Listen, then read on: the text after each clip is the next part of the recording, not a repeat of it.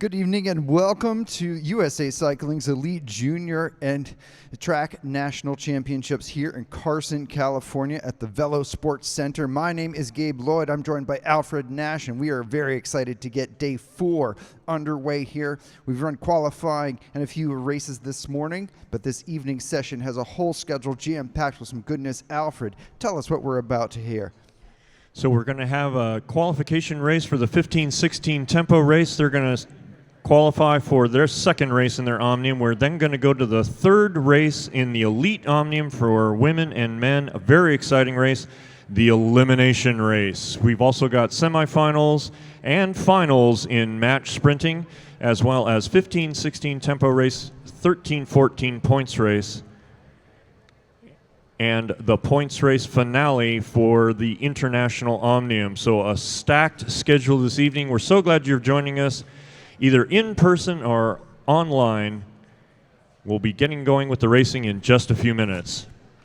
Yeah, a lot of fantastic racing this morning, as we saw with our international Omniums getting underway for the elite categories. They raced the scratch race to start off. In the women's field, Jennifer Valente taking the win. And then when they jumped into the tempo race, Valente one more time got herself another victory. So she is right now leading the Omnium selection, Alfred, and that seemed like a very fantastic event. Can't wait to get into that, but looks like our racing is about to get started here with our 15-16 tempo race Omnium. Great to have all of our riders here getting ready for the action on track. That's right. We also had a lot of exciting action in the men's international Omnium. We had 40-mile-an-hour laps and sprints during that scratch race. So we're going to see a lot of amazing speed out here tonight.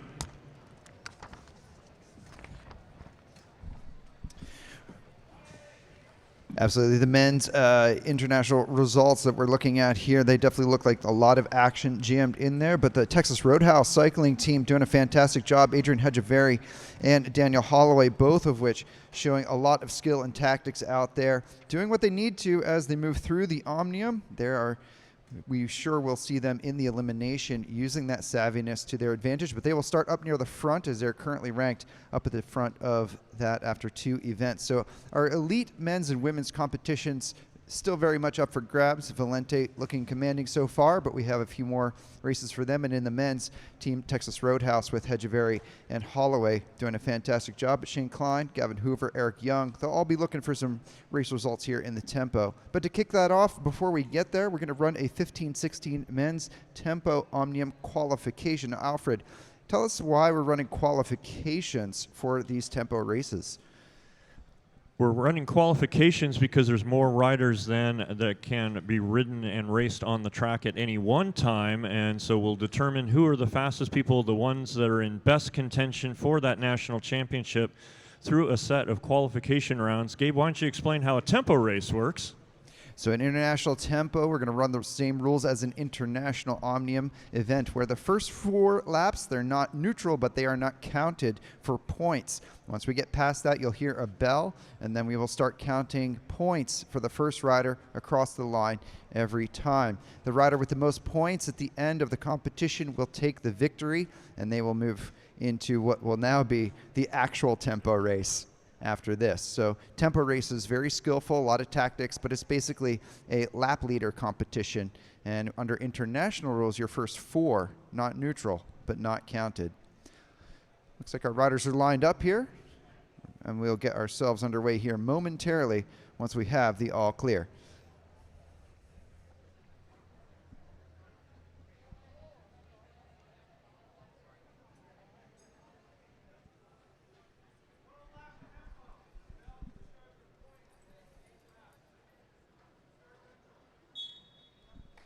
All right, in our evening session now underway here.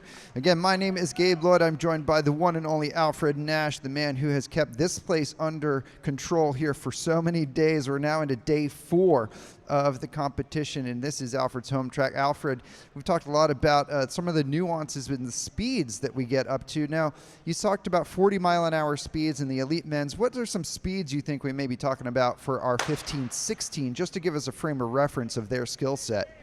Well, they're not much further behind. They'll be going to high 28s. In fact, you'll see sprints 30 and 30 plus miles per hour as they really get going, as points are on the line and the national championship looks that much closer to their grasp. Absolutely. So these guys are doing a great job building their fitness, building their abilities, and getting those speeds that are actually very close to our elite races. But, you know, we're racing them in their 15, 16 categories right here today. In this field, we have a lot of riders from around the country, a number of riders from the Lehigh Valley and T-Town, where I am from. Some of those riders include an ODP athlete, Grant Carter. Carter already found a little bit of victory here today, and he's out there today. If you're watching on the live stream, he's got a red stripe on his back with the all-blue kit and the stars on his sleeve. He's up in just above the red line right now. We'll keep an eye on Mr. Carter, and if you're here in the house, he's number 102 this evening. Alfred, what other riders are we going to be looking at for today's race? Well, good question. We're going to be watching all of them. There's 10 riders that are going to qualify out of this group of starters. And Carter Grant did really well in some of the earlier racing today in the scratch race that got things started off.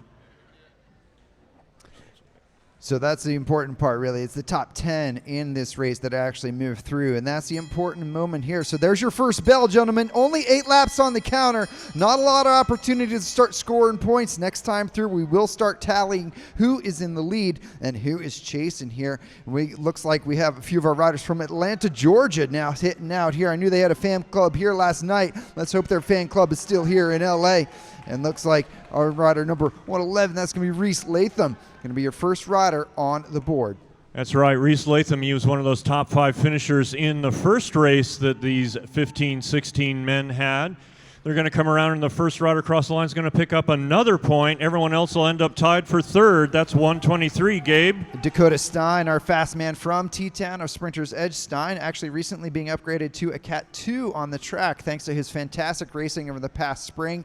Let's see how Stein rolls here, but he's got a lot of fast men in this field, including Grant Carter. Looks like Divik Verma also coming to the front, but this is going to be one of our Detroit riders. I believe that's Mr. Fox, and that is going to be Hayden Fox up there, number 105. So Hayden getting himself on the board to start off, and now Divik Verma off the front with a little bit of an advantage, and this is our rider from Team T-Town Elite, Divik Verma, now on the board. So 4 riders scoring, and remember, only 10 move through, but there were only 8 laps available. So how do we score a few riders who maybe don't score any points here? So riders that don't score any points are ranked according to their placing in the final sprint, and any ties between riders with the same number of points, it's the same thing. That final sprint makes the difference. Last time through, we had Grant Carter scoring a point now, Anton Gibson, from Brooklyn, New York. He's going to come through, and Anton on the Star Trek Devo program, he now scores a point. So we have now had 1, 2, 3, 4, 5, 6 riders score points. 2 laps remaining in the competition. Let's see if anybody scores multiple times in the race, or if riders are just doing what they need to move through. That's sort of the nuance here of this qualification ride, where you don't need to win it, you just need to get through. There's your bell for 1 to go, gentlemen. Here looks like a rider from the Northwest getting himself up into the ranks. As Benjamin Rankney's, and Rankney's up there. And let's see another Velo Sport athlete coming up and around. Some SoCal athletes trying to get themselves safely through. You don't need to get yourself the win here. It looks like we're going to have 8 different riders with an actual point scoring here. So we will go to final placings here to see who the final 2 will be to move through, as the top 10 will move into our next race. 13 starters, 3 will not qualify.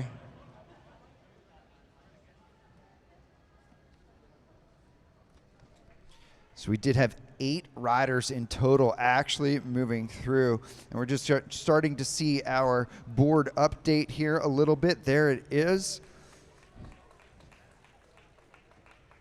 And it looks like we have 8 riders through and scoring. We're still going to do some tie breaking here at the bottom of the board, as our current score sheet shows us a tie for first with 8, and then a tie for 9th with the rest. So once we get that sorted out based on final finishing results, we'll have everybody through. But safely moving through, we have Grant Carter, Divik Verma, Hayden Fox, Anton Gibson, Reese Latham, Benjamin Ranknies, Dakota Stein, and it looks like Riley Stark got himself in there as well. So we'll get through those final results, and then we'll get the next heat up onto the track.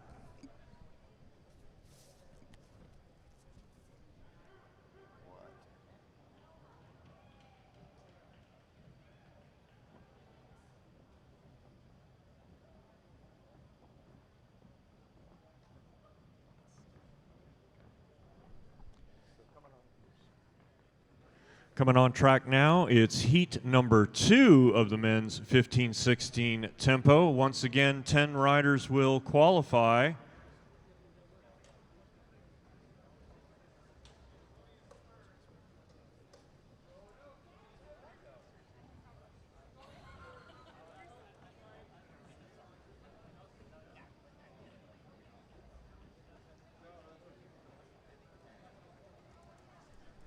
So this is going to be heat number 2 for our 15-16 men. Remember, top, I'm told 10, although maybe just 10 move through. Okay, so only 10 will move through here. 12 on the board, but only 8 laps will actually have points scored towards them. As we saw in the last event, they actually had 8 different riders scoring that last time through, and we're still actually sorting out who those top 10 were according to our start sheets here. As we know, everybody wants to get through and continue on into the Omnium, but this is heat number 2. We're doing some inventory checks here, and once we have that dialed in, we'll get ourselves moved on to this next heat.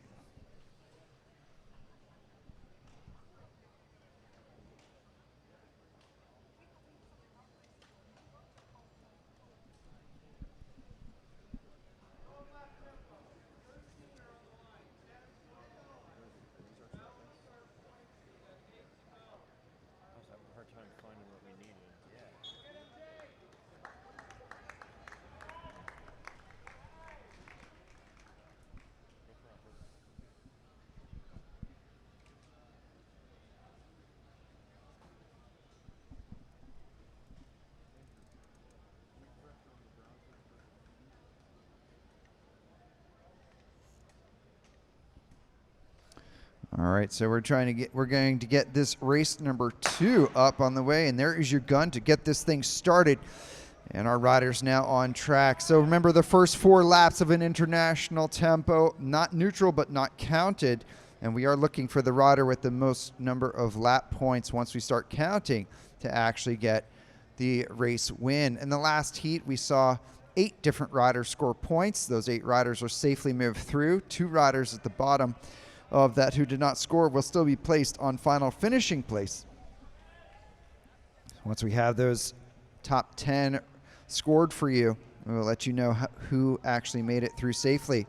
On track right now, these guys are ticking away the laps. Alfred, we're looking at our 15-16 heat number 2 out here. Looking at who do we have out here on track. Right now, 110 Henry Kaiser's bringing him through.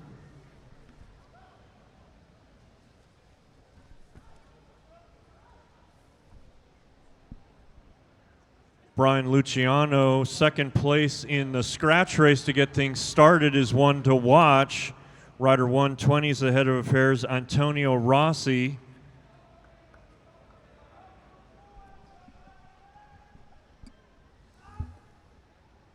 This will be the bell, Gabe, so next time it'll be a sprint.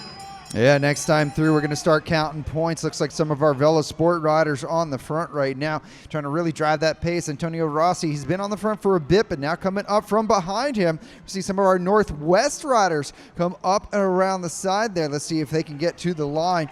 And in fact, he will. That's going to be Brian Luciano. Luciano's had a really fantastic season so far. I saw him in T-Town at the JNTC event we held there, and he definitely battled it out against the ODP team. It was basically the ODP athletes versus Luciano, and he held his own. Right now, though, it's Noah Ta Perez on the board. So Luciano and Ta Perez now your leaders in the contest. We need Mooreshead, Taylor, and Wentz in bike check for the women's elimination. Mooreshead, Taylor, and Wentz in bike check for the elimination. That's going to be your man Sharp, I believe. Will Sharp, there he is is listed as Team VELO Sport Junior Devo, but he's on that Hot Tubes program as far as I can tell out there. So Sharp getting a point. He will sit up. He does not need to do too much more. Now Zach Olszewski rolling through. Olszewski getting himself on the board. He is safely now moving through to the next round. You'll see another rider trying to now hit out one more time. That was a 34-mile-an-hour lap from that last winner of the sprint, and we got 3 more laps to go. And now 104, that's going to be Christian Deschamps. Deschamps out of the Northwest as well, I believe, as their team hasn't been listed here for me. Last call, 411 Mary Wentz to bike check. Last call for the elimination race. And there you go, first rider to actually score twice in a tempo qualifier. So Deschamps with the advantage there. That's actually going to make it harder on the officials and our field here to actually keep track of who's doing what. Because remember, you do need to score here in order to guarantee yourself moving through. There's your bell for 1 lap to go. A new rider now scoring here. That's going to be Henry Kaiser. Kaiser getting through there, and now we have an acceleration from the back. That looks like my man Turbo from T-Town. In fact, it is Nick Roberts in that Edge cycling kit. His nickname's Turbo because this is what he does. He turns on the jets late in the race, and Turbo comes to the line. Wow, we got to go to the cameras for that final point.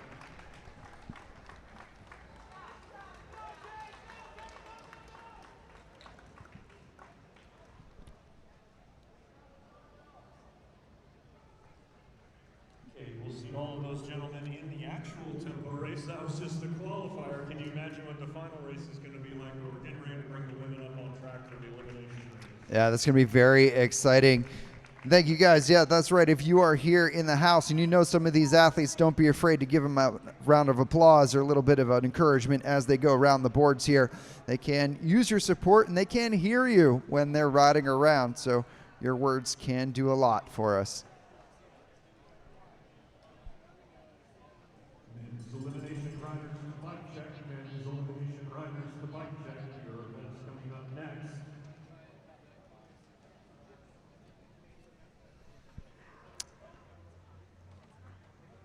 We're still getting some of those results finalized there from the second men's 15-16. Actually looks like Rossi may have scored that final sprint there, as he is scored as getting at the line. In fact, Antonio Rossi was scored as getting that final sprint over Roberts. Still sorting out exactly who made it through, but looking at my score sheet here real quickly before it refreshes on me: Christian Deschamps, Antonio Rossi, Henry Kaiser, Zach Olszewski, Will Sharp, Noah Todd Perez, and Brian Luciano safely through. It looks like Nick Roberts and Carl Prattis and Jimmy Capella will also make it through. Official results will be posted, so please go check those official results so that you know if you've qualified through for the 15-16 actual tempo race here, as those two races we just saw are actually qualifiers. Our next race on track right now is going to be our elite women's elimination. So the elimination's very challenging. Last rider across the line will be removed here in Carson, California. It's a 250-meter track, so every time we do an elimination, we'll ring a bell. Next time through, that rider will be pulled. Alfred Nash down there on the judges' stand, he will actually be doing the announcements for who gets pulled. I will be doing commentary for our live feed and for our spectators here. So athletes, please only pay attention to Alfred during this event.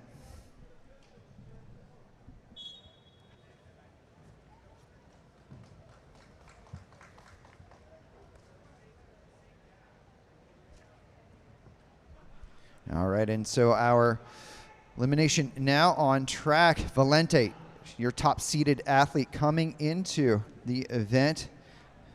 She will definitely be one to look for here. Valente in the lead in the Omnium with a commanding disposition here with 80 points to her Omnium tally. Kendall Ryan currently ranked second, and Kim Geist, your two-time world champion, also out there from T-Town. Valente, a three-time world champion and an Olympic silver medalist, so we got to keep a close eye on our woman with the white helmet out there. Looks like a few riders taking an opportunity to get out in front.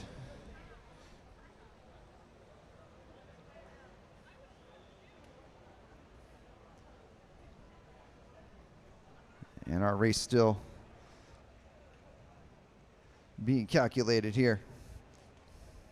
And there we go. Now we are officially underway here at the VELO Sports Center. The riders very anxious to make sure they had their pack positioning here at the elimination. Remember, we watched the back of the field. The final rider across the line will be scored out. And remember, what Alfred says is directly what the athletes say. That bell means next time through, we will be pulling a rider. So next time through, we'll pull a rider from the back. Off the front right now, a few riders trying to keep themselves nice and safe. So we'll watch the back, and you'll be listening for Alfred here as we come out of turn 4.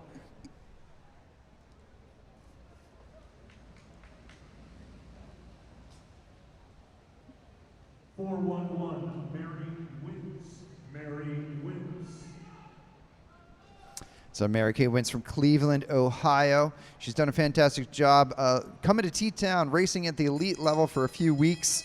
She's now feeling the effects of some of those earlier efforts.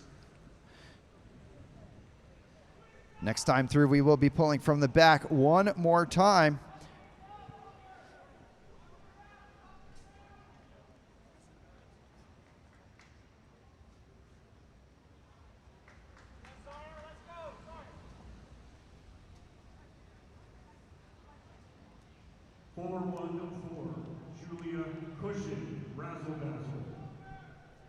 So Cushion being called there from San Francisco, California.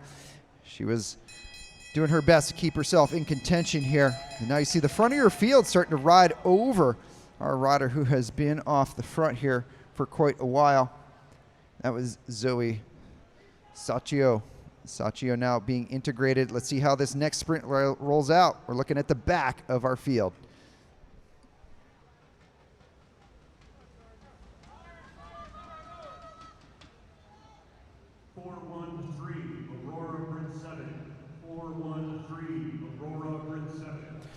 Brincevic, another rider from Cleveland Heights, Ohio. Nice to have riders from that new velodrome in Cleveland coming out to track nationals here in Los Angeles, California. Oh, so Sacchio now, she's got to figure out how she's going to handle this. She was at the front. Now they need to figure out if she can get herself off the back. Remember, next time through, looking at the back of this field, and the pace will start to increase as well, thanks to the elite riders at the front.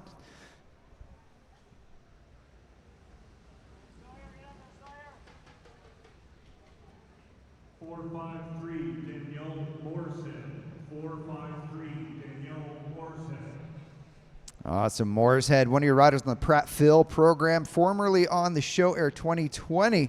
She was called out there.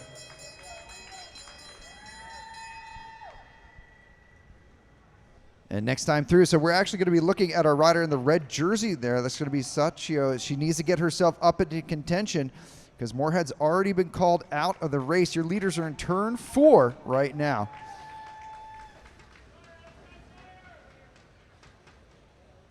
All right. So Sacchio now called out. She was on the front for a long time, off the front of the race, in fact, but those earlier efforts now coming back to bite her. As you can see, the pace at the front really starting to increase here as we're getting into the depths of this elimination. We also have one rider here a little bit off the back. Let's see how our officials score this next elimination ride as our bunches through the front, and meanwhile, our one rider at the back.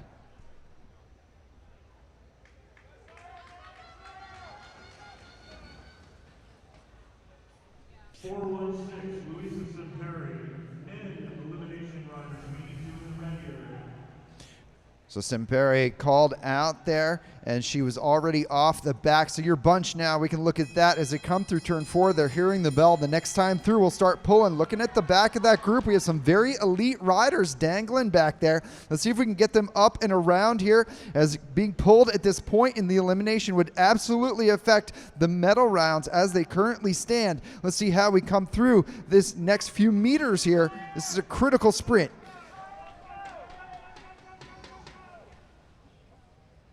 417, Fiona Winder. 417, Fiona Winder. Winder there in the middle of the overall Omnium. Nice ride there for her. That may not affect her overall as she is called out in the middle of the elimination ride. Your next bell already coming up as the tempo starts to increase at the front. Some of our riders in the middle there really flirting with disaster. One of them being our friend from Lehigh Valley, Geist, at the back right now. Could she get up and around? She's playing the devil here, and that's not always her strong suit. Let's see how this plays.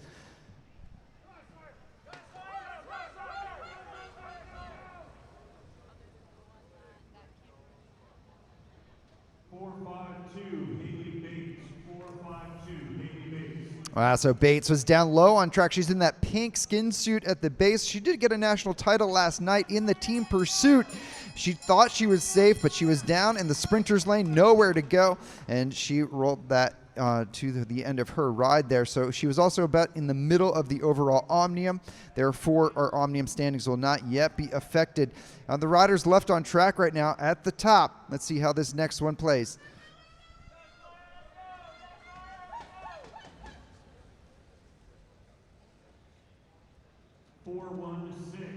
Louisa Centurion.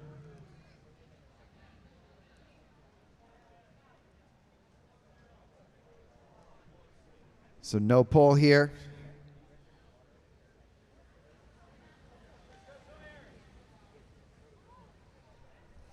So we had a number of miscommunication here, so we're not going to pull that time next time.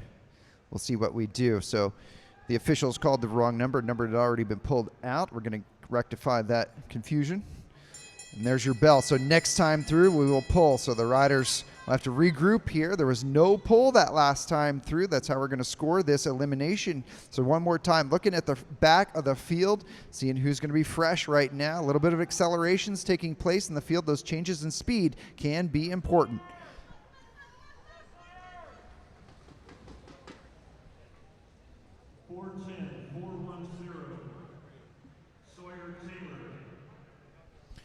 So our rider from California on the Pickle Juice Pro Cycling team. She spent a few weeks in T-Town with us. She was flirting with the back of the race there the past few laps, and this time she could not go any further. Looking at the back right now, a lot of T-Town riders right now. Let's see if they can get themselves up and around, because at the front you've got Valente really starting to maintain control. She's absolutely riding this in control. Nobody else able to take that from her. Let's see how she just ramps up the pace.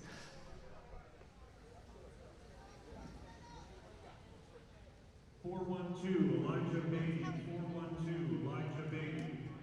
So Beatty from Iowa. If we've got anybody here from Iowa, that is your rider out there in the Pickle Juice Pro Cycling kit.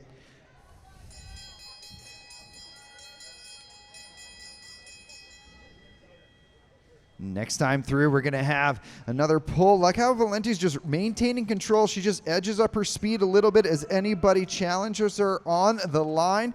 And here we go, another sprint. And look at her. She's just stepping up, stepping up. Let's see how we roll this next sprint.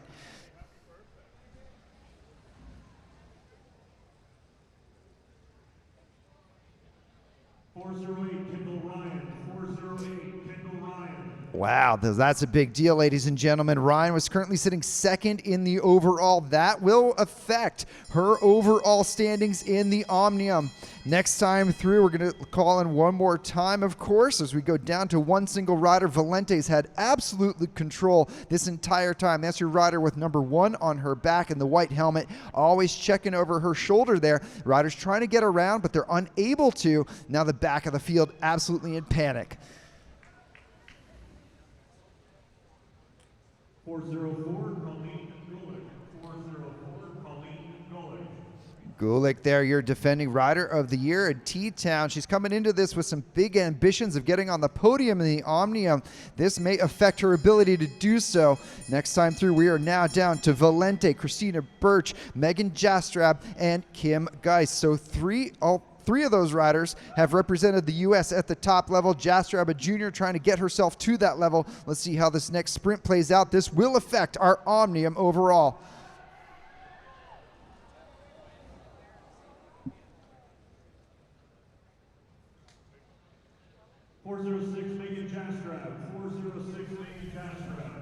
Jastrab called out there. She's in that orange kit of Rally Pro Cycling. Jastrab, also a junior. She has done a fantastic job racing both the junior and the elite categories here in the past few weeks. Nice ride there by Jastrab. But now on track, Valente, Birch, and Geis. This will be your final pole, but then we have a match sprint on course. Valente first wheel, Birch second wheel, and Geis trying to get up and around. Does Geis have enough time to make a slingshot pass here at the end?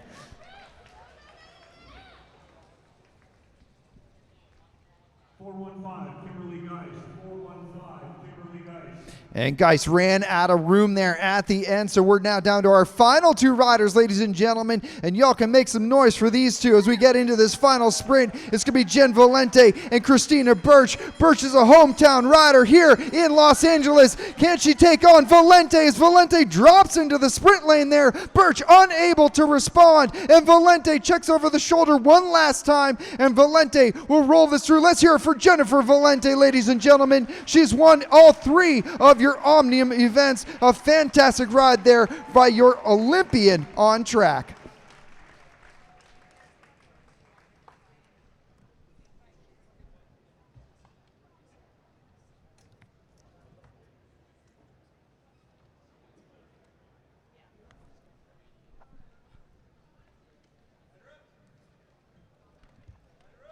That was a fantastic race there tonight.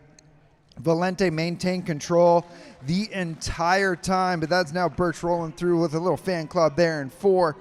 Christina riding very well, trying to protect her positioning. She got through to second seed, and that will pull her up in the Omnium overall. Valente maintaining composure and control. She's now won all 3 of the events. She will move up to 120 points in the start of the points race at the end of the night. Valente is actually one of the best points racers in the world, hands down. So the women's Omnium competition will be very challenging for everybody on track later on this evening.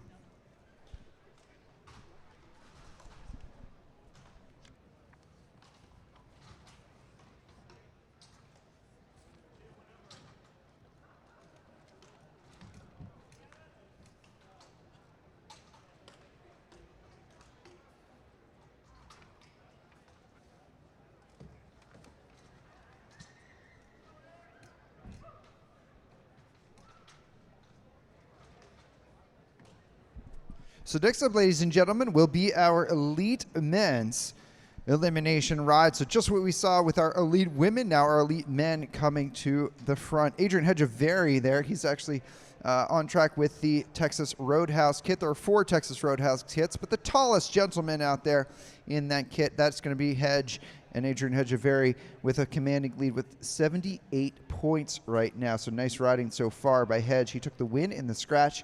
Looks like he got second in the tempo this morning. But right behind him, right, representing the U.S. at World Cups in the Omnium, will be Daniel Holloway from Boulder, Colorado, also in the Texas Roadhouse kit. Holloway, a fantastic racer. He got second in the scratch, third in the tempo, but he sits second overall with 74 points. Gavin Hoover of the Elevate KHS Pro Cycling Program. Hoover out here up on the rail. Hoover also with 74 points.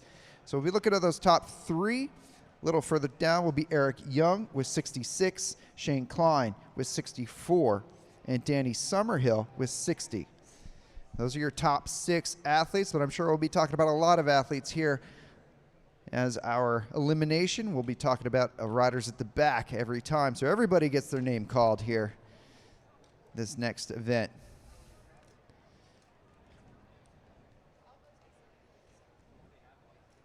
We're doing some final inventory checks here with our athletes. And it sounds like we're all good. Now we roll. Remember, gentlemen, what Alfred says is important. And we've got a mechanical there with Daniel Holloway. Daniel Holloway has a mechanical. He needs a wheel. So if we can get somebody for Daniel Holloway on the backstretch with a little bit of hustle in their step, that would be great.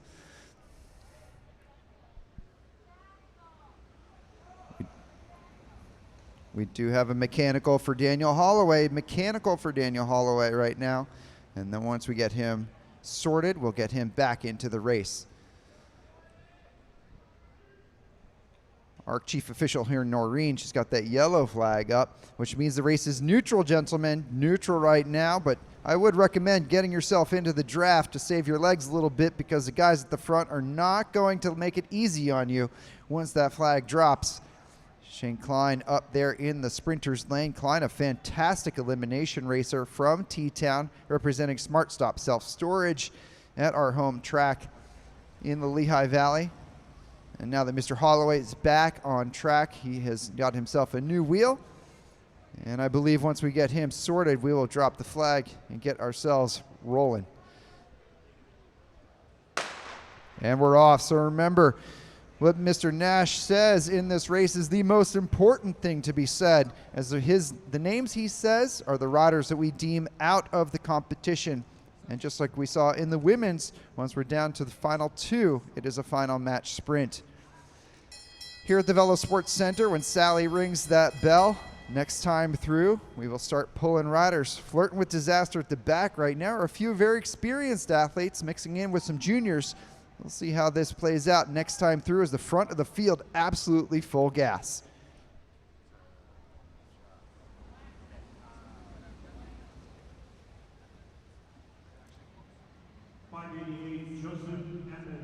Joseph Emmons, 588. So Edmonds there, from listed as California on my list. He only had 2 points coming into this. It looks like he'll stay down there in the overall. Looks like your former professional 6-day rider, now racing for the Piedmont College cycling program at the back right now. He knows how to play the devil in these. Let's see if he can keep that up.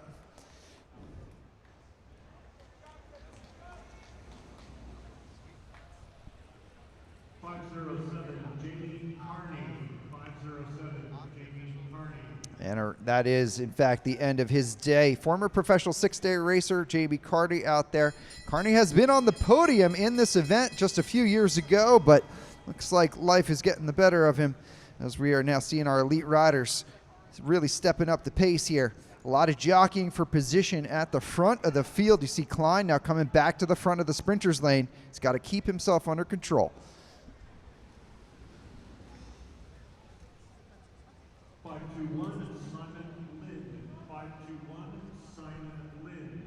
So that rider for the U.S. Air Force Academy, that's going to be a big hit to his Omnium. He actually started off in the middle of the overall rankings. He will now drop significantly from being pulled this early in the event. A few great riders still in the front, and we see some ODP athletes in the middle there just trying to keep themselves safe and sound.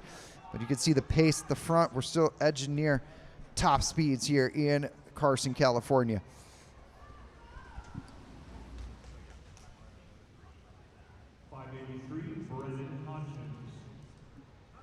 That will not necessarily affect Hodgins overall in the Omnium, but still a nice ride there. Just getting into this race is significant enough. There were qualifications just to start today's Omnium event.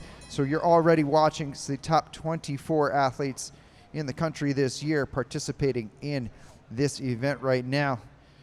At the back, up and over around. Let's see if Ulrich can keep himself safe right now. He's doing his best to fight at the back. Let's see what Alfred says.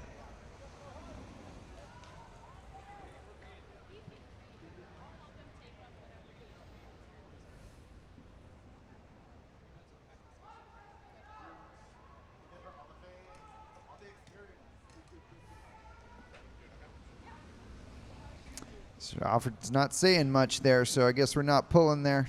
So we're going to pull the next time. Once we hit that bell again, but there was no pull that last time through, apparently. No pull that last time. Too close to call for our officials.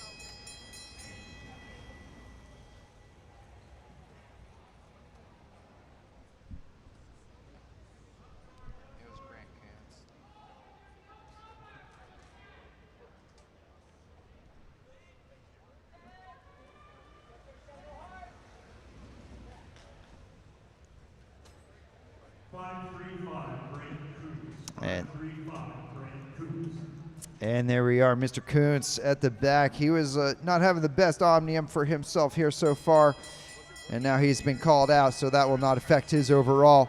Riders at the front, one way of watching the elimination, just watch the rider up in the front in the sprinter's lane, see how long he stays there, and then watch when he starts to come up track a little bit and circles himself back around to the front. That washing machine effect at the front, very important.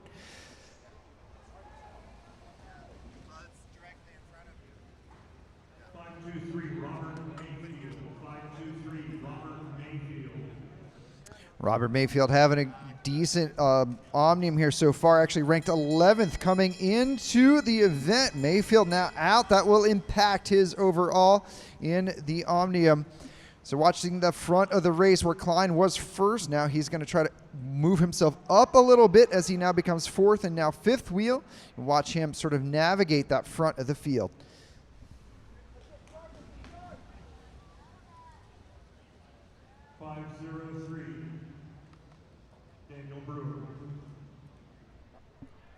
So Brewer there getting called out from Chicago, Illinois. Brewer, decent ride there for him.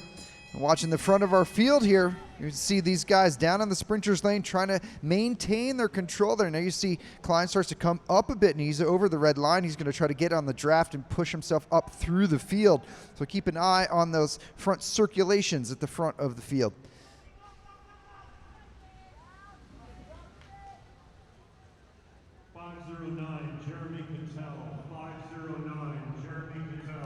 From Redwood City, California, Cattell. Also not necessarily affecting his overall, came into this ranked 14th. He'll finish about that place. Looking at the front right now, you see those guys really jockeying for position in the sprinter's lane. Legs getting tired, and we now have But Savage now at the front of the field trying to get up and over the top. Let's see how long he can stay there in this elimination.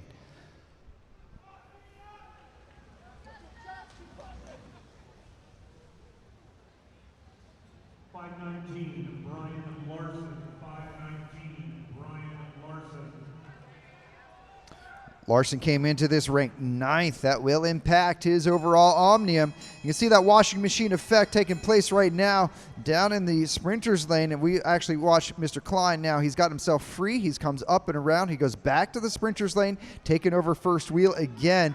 He's going to stay on the tempo that he wants, that keeps him safe for now.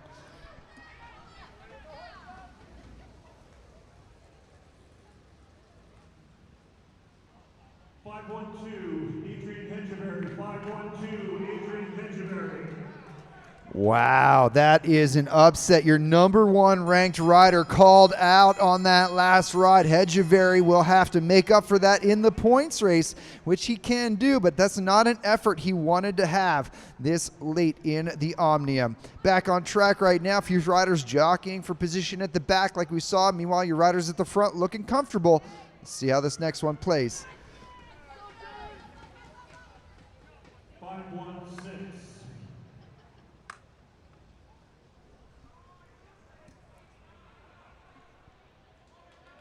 Jordan. Jordan. 5-16. All right, so it sounds like we had made sure we got Mr. Jordan out of there before I come back on the air. Nice to see at the front Ian Ulrich right now. Ulrich, a junior athlete in that ODP kit. He's at the first wheel right now, messing around with Texas Roadhouse crew and Shane Klein. Also, can't forget our Wildlife Refuge Generation athletes, Colby Lang and Ryan Jastrab, still in the mix.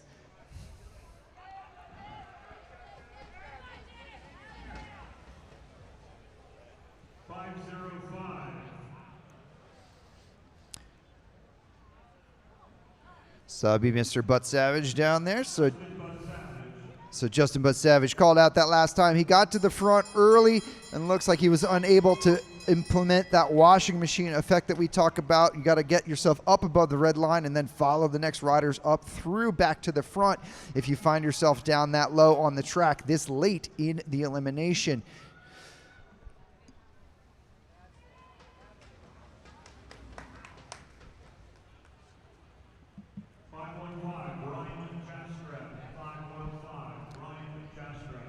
Ryan's had a very hard schedule the past few weeks. He actually just raced professional road nationals in Knoxville, flew to Los Angeles, now starting in the Omnium. He was also in the team pursuit last night. So a lot of bike racing for Ryan Jastrab, just called out that last time through. You see the field starting to come apart at the back right now. Let's see if these guys can hold on for another lap.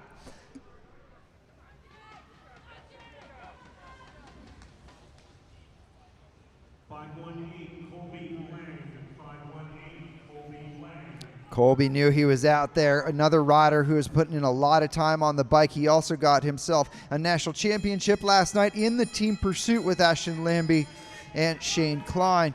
Let's see how the field races out right now. You see a lot of Texas Roadhouse down there on the front. That's actually Daniel Holloway, one of the best Omnium riders in the world right now. Let's see how he can get himself, if he can get himself a win.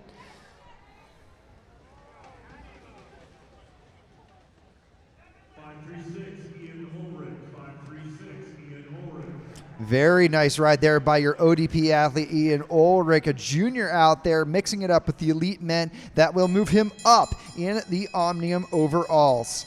Looking at the back, now we've got a few familiar faces. These guys who have been patrolling the front this entire time have now seen that maybe the last lap of their elimination. Let's see if we can get them up and around here. Final few meters for some.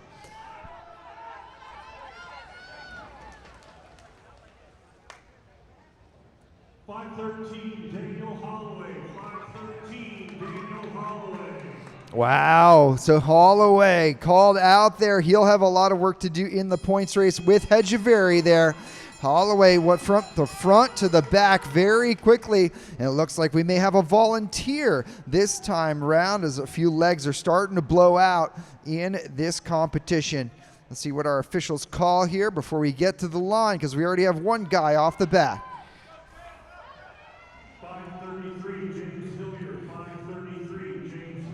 That's right, so Hilliard already volunteered. He's doing a great job out there.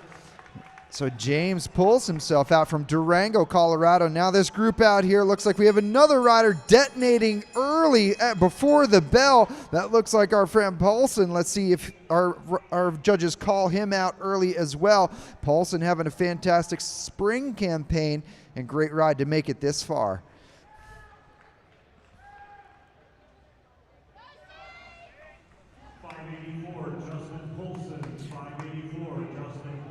Right, so that group that just came across the start-finish line, all of them, save Polson coming through here. Nice ride for Justin. He's also been racing a few fixed gear crits with us up at Mission Crit in San Francisco, so nice job by him in this elite race here. Next time through, we'll be looking at these grouper front four. These guys, 2 Elevate KHS riders. Looks like Summerhill is in there and Shane Klein also in the mix. Let's see if we can get these guys to the line here, ladies and gentlemen.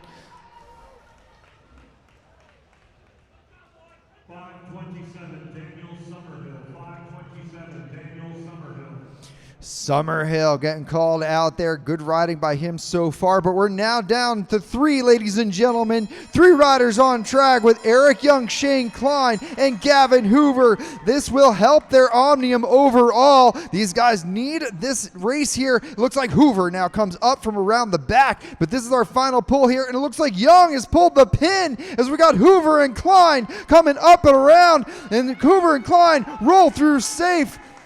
Mr. Young, let's get that official call.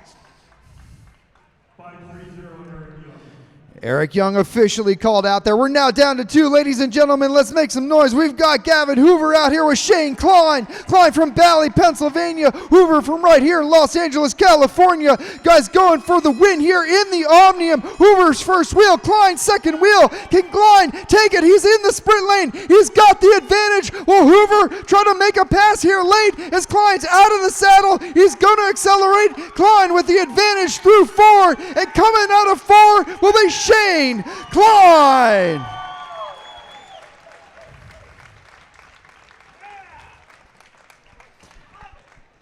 Fantastic race there by Klein. He's got his cheering crew right here next to me up at the announcer stand all the way from Pennsylvania. Shane Klein, ladies and gentlemen, your furniture maker from Bally, Pennsylvania.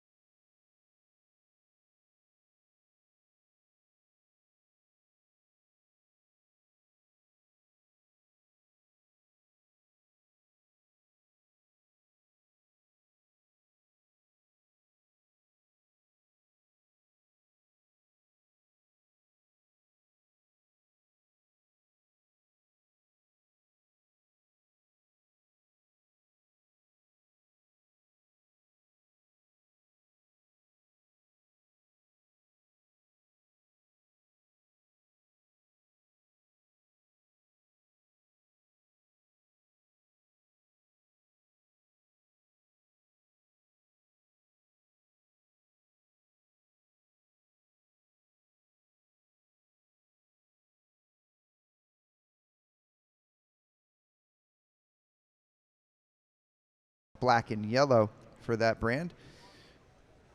Delgado try to keep him up high for as long as possible here on that 250. Takes a little bit of control here.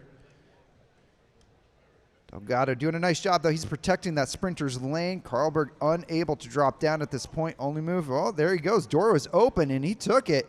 And not fully committing, though. That's an interesting move there. He actually had the door. He went through it, and then he said, no thanks, I'm going to go back outside. So Karlberg back to second position there. Delgado now going to take control. He's got the advantage. Can Karlberg wind it up? Maybe this is what Karlberg wanted here. Delgado's now going to fight that gear as he comes out of two. Karlberg's coming on strong, but Delgado's got the speed. Delgado, one of your top qualifiers here. Does he have it to the line? And Delgado takes the ride. Delgado has represented the United States Junior Worlds in scratch races and points races, definitely knows how to do a long sprint and succeed at it, and shows his opponent Karlberg how it's done. Karlberg will get another chance at him later this evening.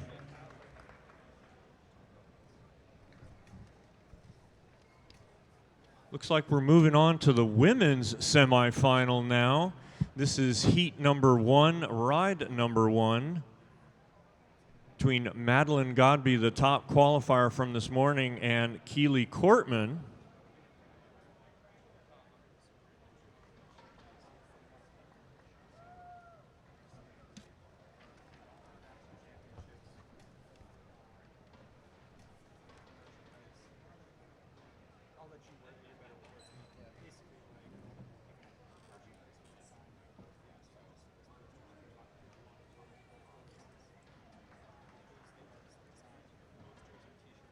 Madeline Godby has drawn the inside position, obliged to lead the first part of the first lap unless Courtman takes over.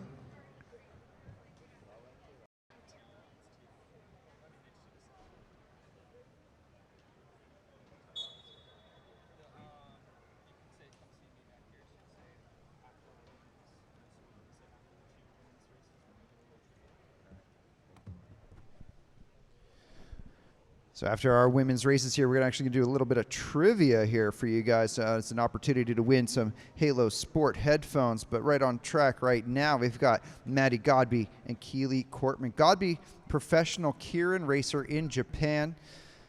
First American, actually, to ever be invited to race professionally in the Japanese Keirin circuit. But today we're looking at some match sprints, something that she's also very good at. And she's looking over her shoulder right now. She is down track first wheel, trying to protect that sprinter's lane. Keely Courtman, who has been racing with actually Kayla Hankins in some of the match sprint stuff. So let's see how this ride plays out. Godby still protecting the sprinter's lane. There's a bit of a door open if Courtman wants to take it. She flicked down, and Godby protected it. Once you're in that sprinter's lane, you can't come out of it. You cannot occupy it with the other rider. So Godby's still protecting the lead, but she is first wheel, so she's going to have to kick.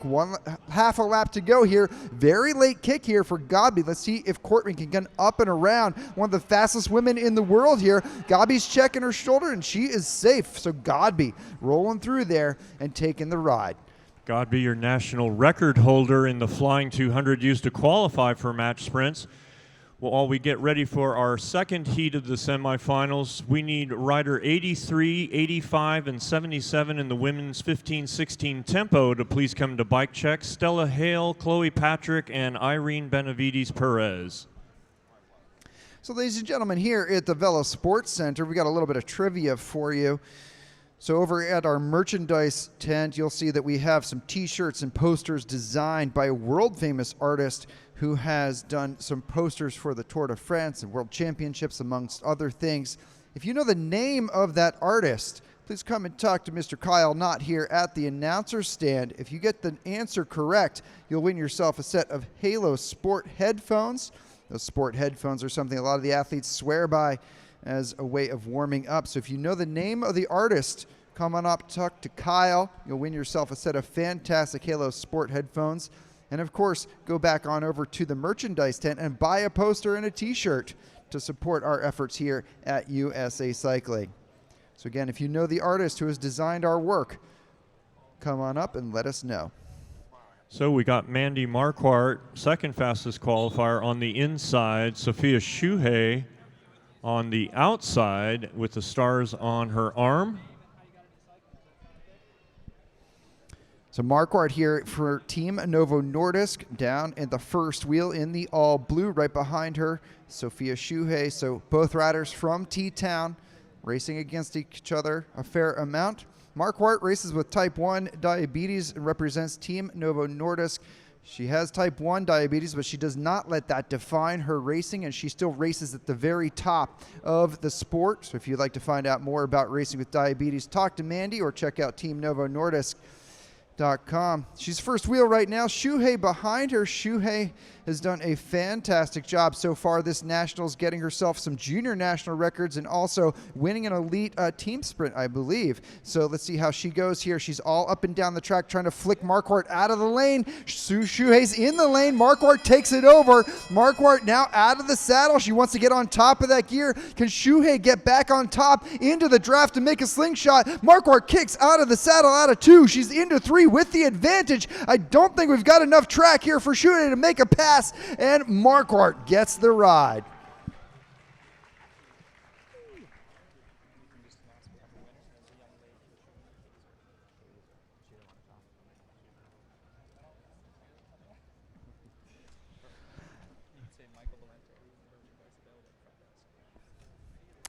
So we do have a winner of our merchandise contest.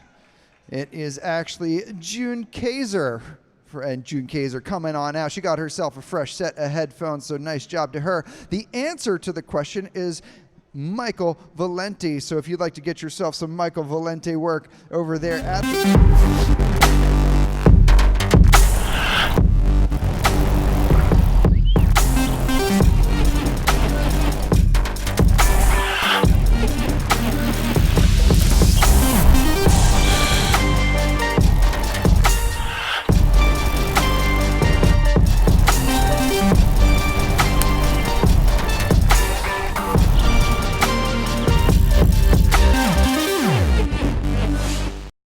To run the qualifying heats, but they will be doing the same type of event. They will be racing in the finals for 6 kilometers, 24 laps, 20 points, 20 sprints to be contested, as the first 4 laps are just to get on terms.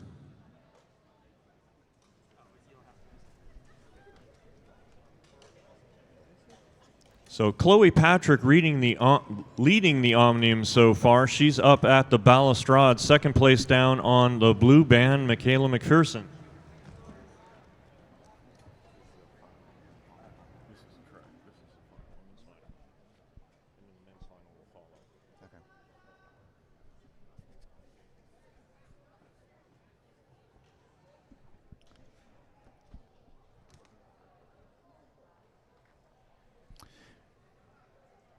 Looks like we're getting our inventory all sorted out here. Once we have that all approved by our officials, we'll get our women's final here underway in the 15-16 tempo.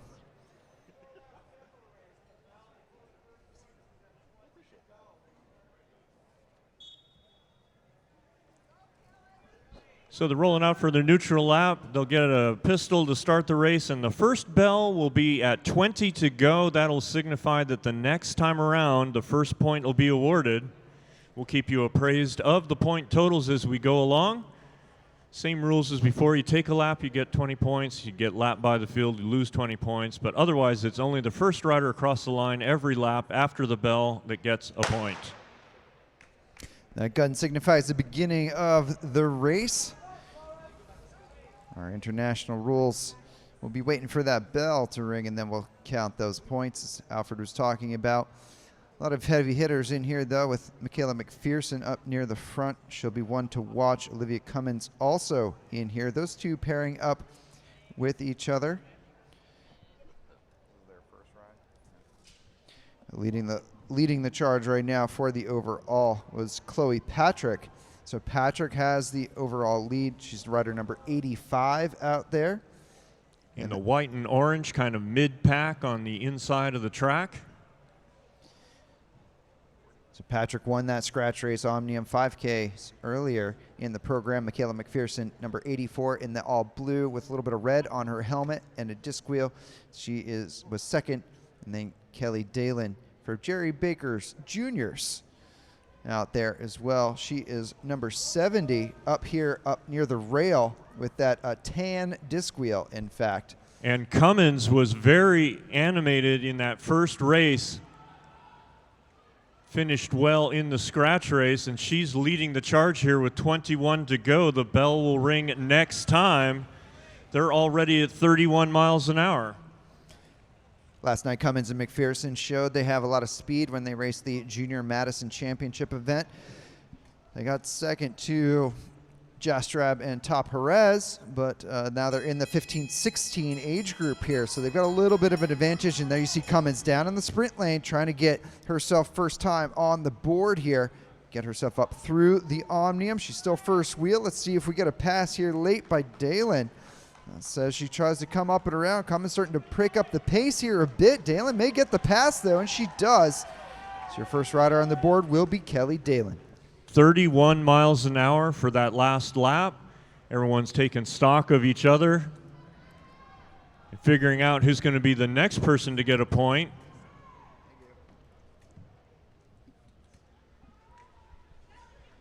Looks like Schmid, 86.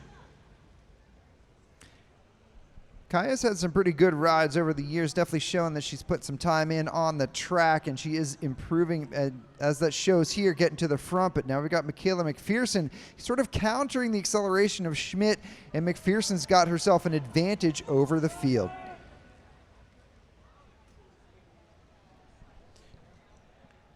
McPherson showing some daylight between herself and the field, setting herself up for picking up multiple points on multiple laps with 4 kilometers remaining in the race. McPherson at 30 miles an hour, everybody else chasing. So McPherson, your first rider to score twice in the competition. She's just going to put her head down here and continue on. Cummins behind, trying to maybe bring her back, even though they are ODP athletes together in that program. But McPherson really showing some nice form here. And McPherson continues to add to her tally now with 3 points to the rest of the riders in this field.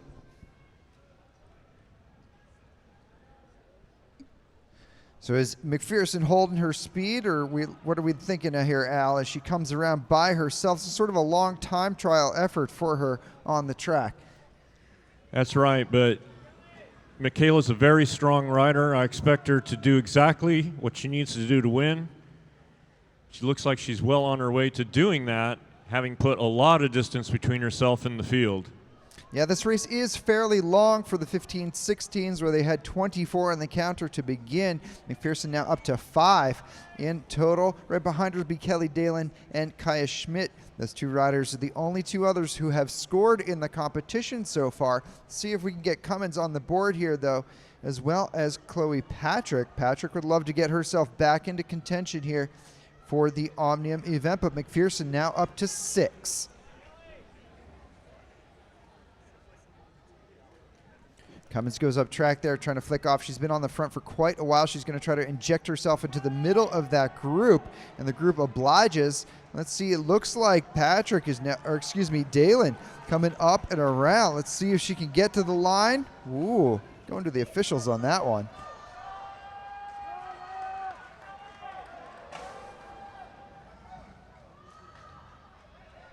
Looked like the Jerry Baker rider got it to me. Chloe Patrick with a flat coming into the pit area. And 70, Dahlin picks up another point. She's got 2 now to McPherson's 7. Schmid is third with 1. Everyone else is tied for 4th. Anyone without points will be placed according to their finishing sprint on the final lap, 9 laps from now, as Dahlin picks up another point. Yeah, nice ride there by Dalen to get herself back out in front, sort of taking advantage, a little bit of confusion out there, as it looks like Chloe Patrick had a flat on the back straight. She's now coming back onto track right now. She'll come up track here and then reintegrate with the bunch. She cannot move in with the breakaway, so she's looking over her shoulder. She will drop down. But meanwhile, up at the front, Dalen is getting herself more and more points, representing the JB Velodrome out there.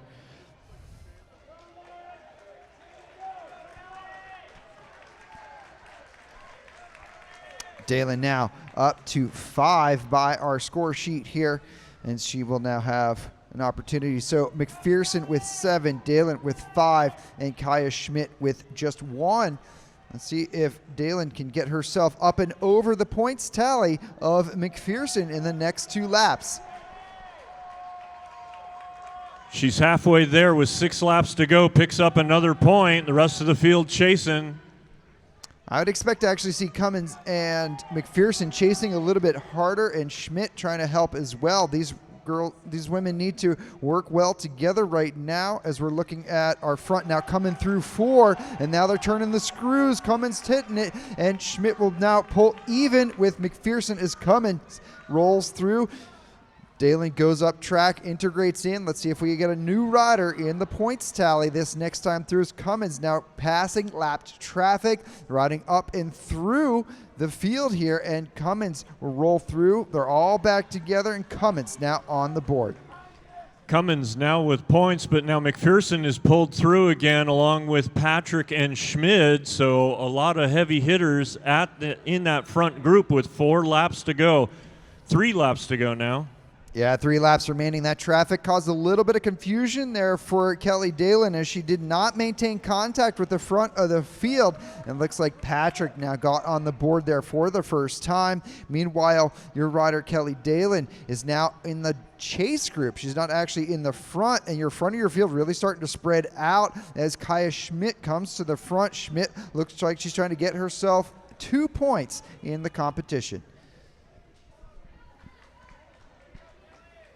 So it's a tie between Dalen and McPherson with 7 points apiece. Schmidt behind them with 2, Cummins and Patrick with 1 apiece. So that final sprint's going to be very important for breaking that tie. Even if they don't score points, Dalen and McPherson, that tie will be broken by their relative position in that final sprint. Yeah, final lap here in our tempo points race. Cummins on the front. McPherson trying to get in the draft there, but it's really between McPherson. Can McPherson score here late to come up over in the end? And we're going to go to the camera on that one, because by my eye, Cummins had that, but we're just a couple guys watching a bike race up here, ladies and gentlemen. Let's hear it for these riders on track right now. Fantastic racing. Nice job by all of them to really put it all out on the line.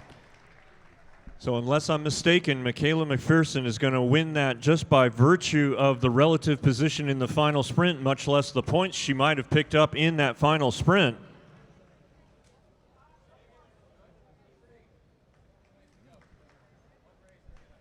And she did pick up the points. No doubt whatsoever, Michaela McPherson wins the tempo race for women 15-16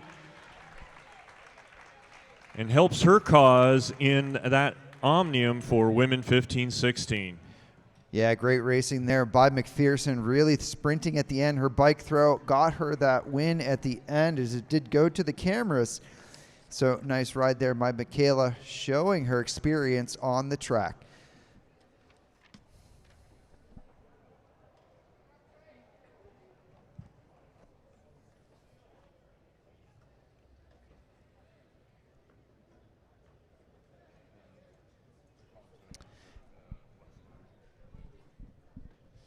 Next up is going to be our men's 15-16 tempo actual Omnium race. So these guys actually have to do qualifier rides into each stage of their race.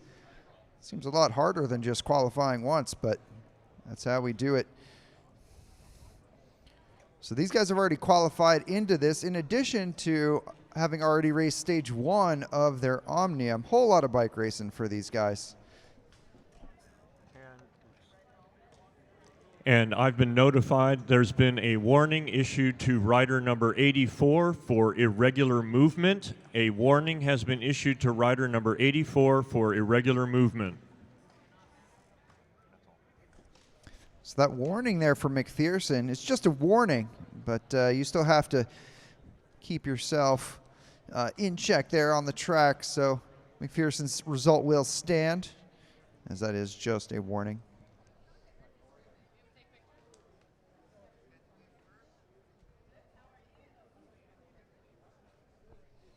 So these guys are actually going to do the exact same distance as our women, 24 on the counter.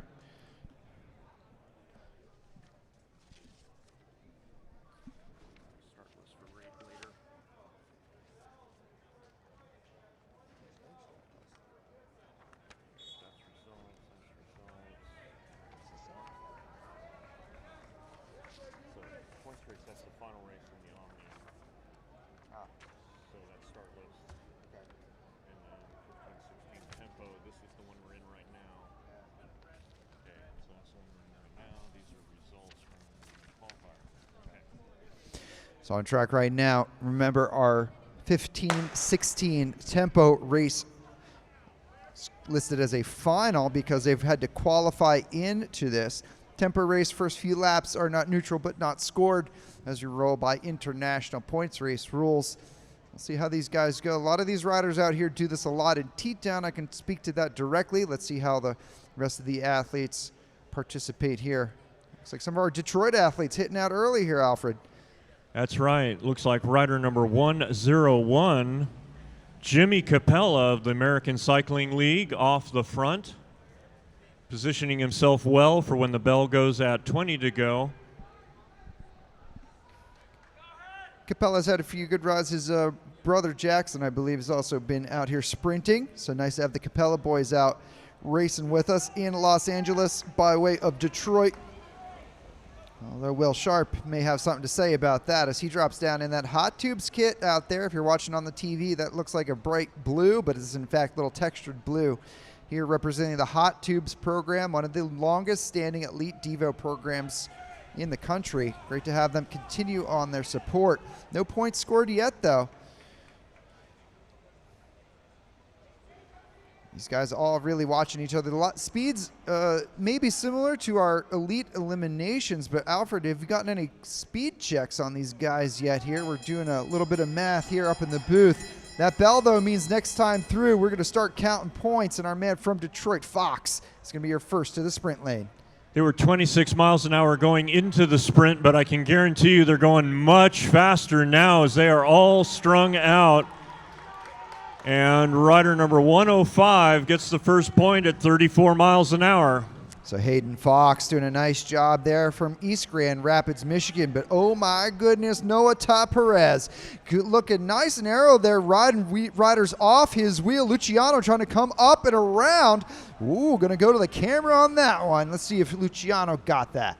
I don't think so. I think Noah got it at 35 miles an hour, but he snapped 3 riders off the front of the field, and that speed from those 3 is putting gaps everywhere as they come into 17 to go, and Perez picks up another point. That's right. Luciano threw the bike, and he may have burned a few too many matches, but so you got Luciano there in all black, Will Sharp there in blue, Perez in the white of the Velo Sport trade team kit. Luciano going up track actually pulls Noah up track where he didn't want to, and Will Sharp now has some clear track to get himself on the board.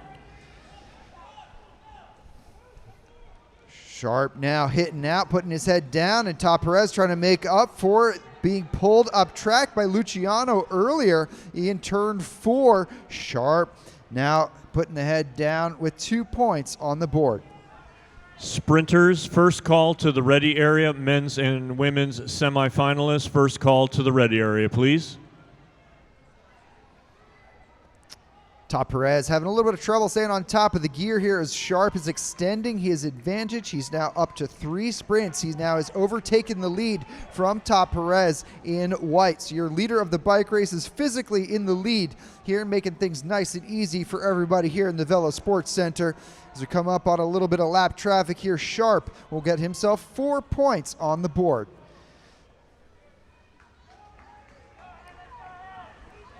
Noah Perez trying to bridge up to Will Sharp and the rest of the field chasing with 12 laps to go when they hit the home straight. 3 kilometers remaining in the race. Back in the bunch, Anton Gibson trying to do what he can from Star Trek to try to get them up, but now Sharp with 5 total. Todd Perez losing his advantage.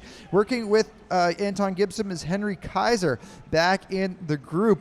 We'll see if those guys can work well together or not, as Sharp continues his advantage here, doing some math, getting himself into the lead of our bike race.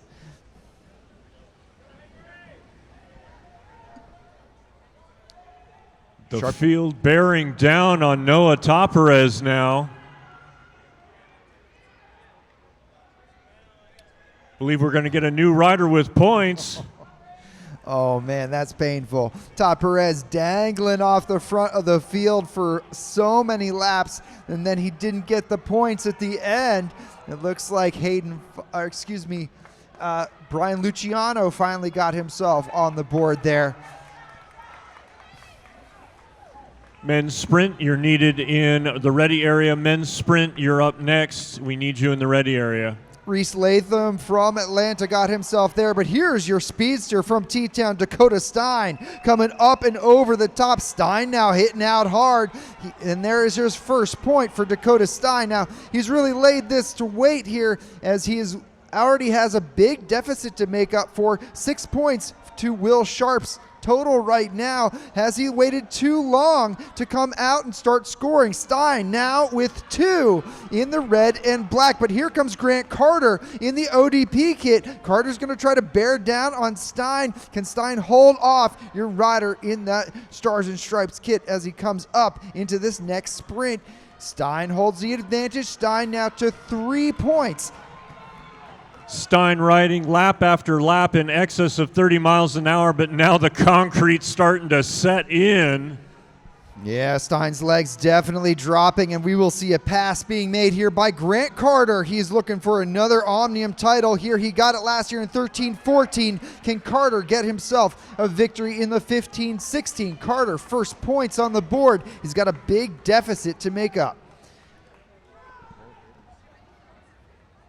Will Sharp leading with 6, Dakota Stein with 3, Noah Perez 2, Grant Carter with 1. Now he's got 2, 4 laps to go. Yeah, with only 4 laps remaining, Carter needs to get all of these laps here in order to try to secure himself enough of an Omnium advantage if he wants to get himself that national championship. So Carter puts his head down and he scores again. So 3 points for Carter. If he can get a few more, that will secure his second place here. Actually, if he just gets 1 more point, he will secure second place. Excuse me for that error. So Carter comes through in turns 3 and 4, and now he will take over second place absolutely. 2 laps remaining here in the competition. Ladies and gentlemen, if you know who Grant Carter is out there, and even if you don't, you can make some noise for him as he's putting it out on the line here. He wants to come around. He's only got 1.5 laps to go as we go down to one final bell here. Grant Carter rolls through. He's got himself on top of that gear. He's looking pretty good, but the field is coming hard behind. Zach Olszewski trying to roll through. Anton Gibson is there as well. Carter checks over the shoulder one last time. Does he have enough track left as Luciano comes to the front of the field? Carter's looking over the shoulder, trying to get a little bit more speed, and Carter gets the final lap, and he will get 6 points on the board, tying with Sharp, but getting the race win as final placings break your tie. So Carter gets the race win here in your 15-16 tempo race final. That's right, 34 miles an hour for that final sprint. Carter getting the win with the breaking of the tie over Will Sharp. Dakota Stein looks like he was 3rd. 4th place, Noah Perez, and it'll go back to the count back to determine 5th and other minor places. We are now going to the second ride in the semifinal round of the men's sprint.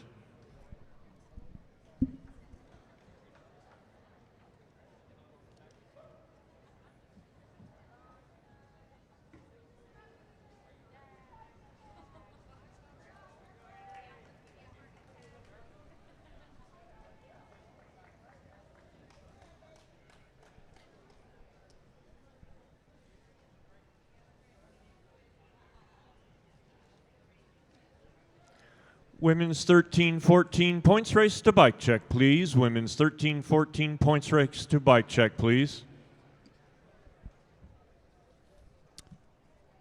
Coming up onto the track will be our second ride for the semis. This is a best of 3 scenario. So James Mellon took ride number 1. Rex Ainsley needs to win this ride to push it to 3 if he wants to see himself into the gold medal round. The winner of this round will, like I said, go into the gold medal final, and the loser will go to the bronze medal final.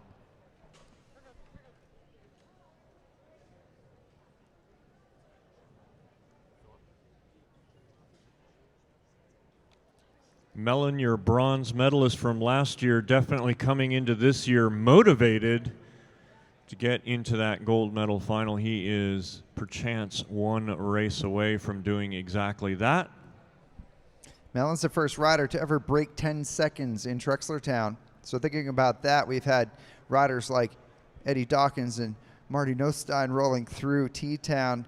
None of them ever broke 10 seconds. Mellon, first rider ever to accomplish that. So as far as speed is concerned, Mellon has that. He just needs to match that up with his tactics here today in Los Angeles to get himself into that gold medal ride. Well, he showed some tactics in the UCI racing in T-Town, dispatching Kiwis left and right, from what I heard. Yes, he did. He did defeat Sam Webster and Eddie Dawkins on his first go-aheads with them early in our UCI season. So that was quite the accomplishment for Mellon. That day is the day, in fact, that he went the 991 ride. Right now on track, though, we've got Rex Ainsley first wheel trying to protect the sprint lane. Now remember, Ainsley let it out last time early. This time he's going a little bit slower, trying to jam up the sprint for Mellon. Let's see if this tactic will work. Mellon's doing a nice job holding the draft as he goes up track a bit, trying to follow now, using the banking of the track to get Mellon up to speed there. Mellon second wheel, but he's trying to get up and around here in turn number 2. Now making the pass up and over Ainsley with a tremendous turn of speed. Mellon through turn number 4, and Mellon cleanly through to the gold medal ride. Mellon takes it in 2. Ainsley will race for bronze.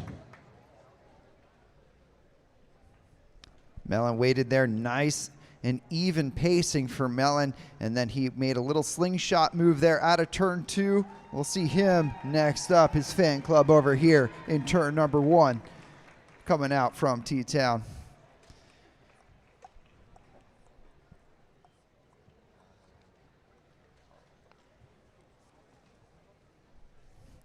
This is going to be ride number 2 for our semis.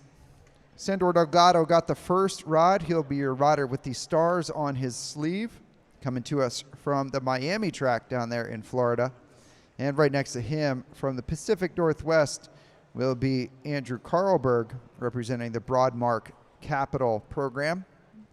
That's a sponsorship that's lasted a very long time in cycling. We're all very grateful for their support of our Northwestern cycling athletes up there.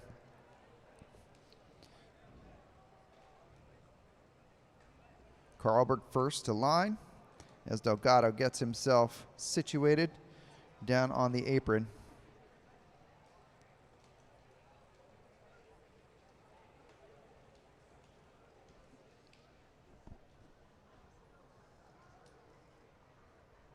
Carlberg being held by Taylor Crane, multiple national champion, also from the Northwest.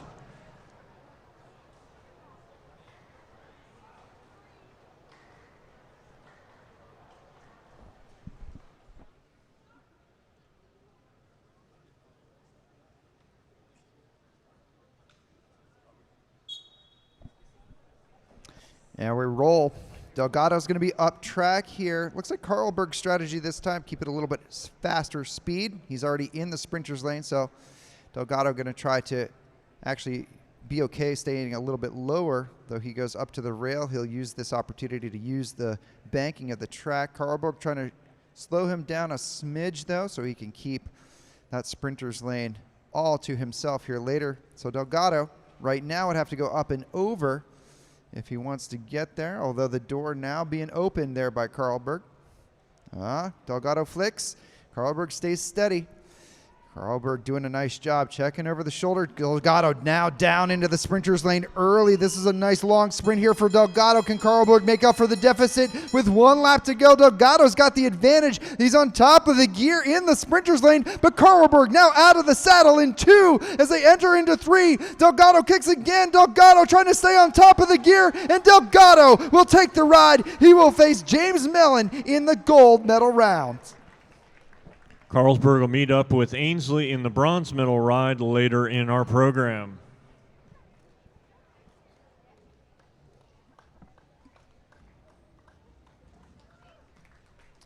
Yeah, you are all welcome to applaud for these athletes if you're here in the VELO Sports Center. They're racing to speeds very fast, which I'm sure Alfred can tell us precisely what those speeds are, but nevertheless, breaking speed limits on city streets is all I can say. That's right, 67 kilometers per hour in that last heat for Delgado and Carlberg. It was 66 kilometers an hour. Sorry, 68 kilometers per hour for Mellon and Ainsley in ride number 2. Coming up to the line now, it's heat number 1 of the women ride number 2. Madeline Godby on the outside, rider 420 in the white and purple. Keely Cortman coming up on the inside in the blue of Performance Cycle Coaching.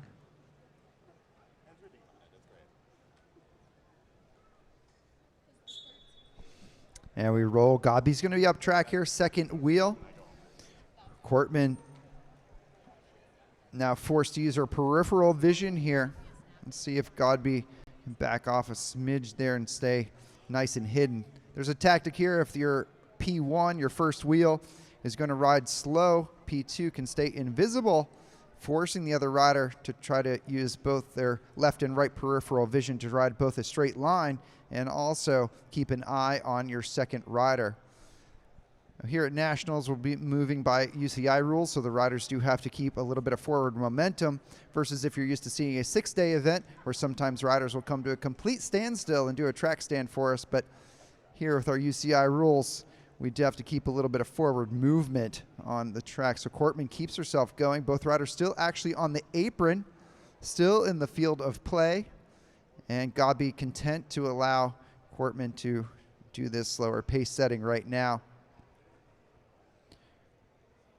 Godby has medaled in some of our events at World Cups in the past year, so she's bringing a lot of international experience. Cortman, though, has been riding well in our team sprint competition so far. Godby now up track, so clearly Cortman no longer needing to use a lot of her peripheral vision, but Godby wants to try to force Cortman to come up track a little bit. So he's trying to pull her out of that sprint lane. All right, so Godby now accelerates, makes the pass technically, but Cortman also accelerates to occupy that sprint lane there down low. Godby now going to be up at the rail. She's going to treat this, and we have a little bit of a mechanical here, and Godby down track. Godby down on the track. She has a puncture. Lakatosh will run over and grab her there, and we have her safely under control there by Andy Lakatosh. Nice save there, Mr. Lakatosh. Let's hear it for those two riders safely under control. Got to give it up for Madeline Godby, also riding a bike with a front flat tire.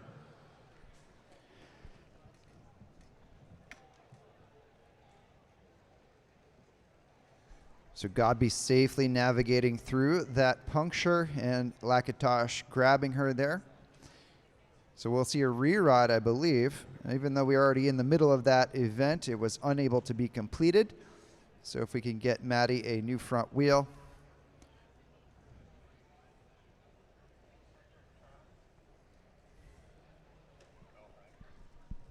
So in heat number 2, it's the rematch between Mandy Marquardt and Sophia Shuhei. Marquardt taking the first ride.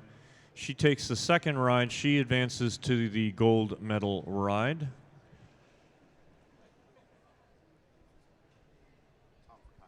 This is a fantastic matchup. If you're not familiar yet with these two athletes, both coming from the Valley Preferred Cycling Center in T-Town, considering that a home track, but they're sort of different ends of their career in cycling. Marquardt up here right now looking for her first Olympics opportunity. She's already represented the U.S. at World Cups, and at the top level she's already won a number of national championships, 15 national championships in fact, and she also has 2 national records to her name. Meanwhile, down track, it's going to be Sophie Shuhei at the beginning of her cycling career, just turning 17 in the middle of June. Sophie is doing a fantastic job this nationals, getting herself a new team sprint junior record, I believe. And now here making it into the semis of the match sprints. So she and Kayla Hankins, the new prospects in our sprinting women's program. And Shuhei already making it into the semis at 17 years old.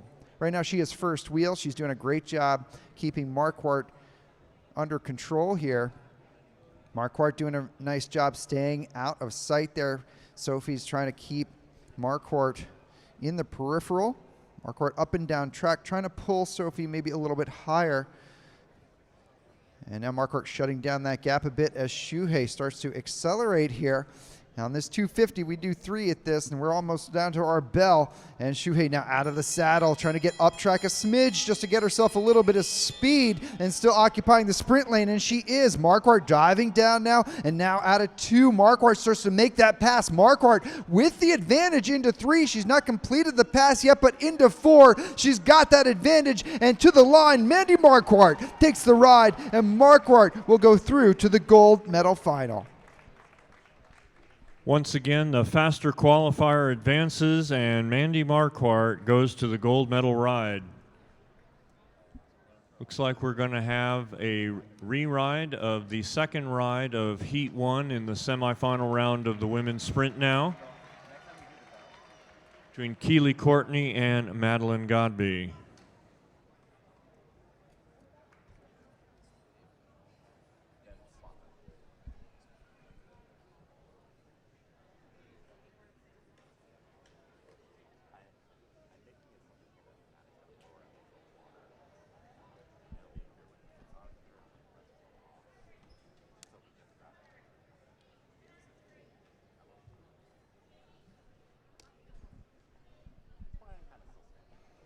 So we're going to hold our riders on the apron here momentarily while our officials inspect the track on the far side. I'll take a moment here to give a shout out to one of our sponsors, ASOS. Since 1976, ASOS has been engineering premium cycling apparel, and those are the jerseys that our national champions get to put on at the end of the night. Huge thank you to ASOS for being one of our top sponsors of USA Cycling and making our official national champions jerseys for all of our national championship events, not just track events. Okay, they're bringing them up to the line. And Cortman will start from the inside, Godby from the outside.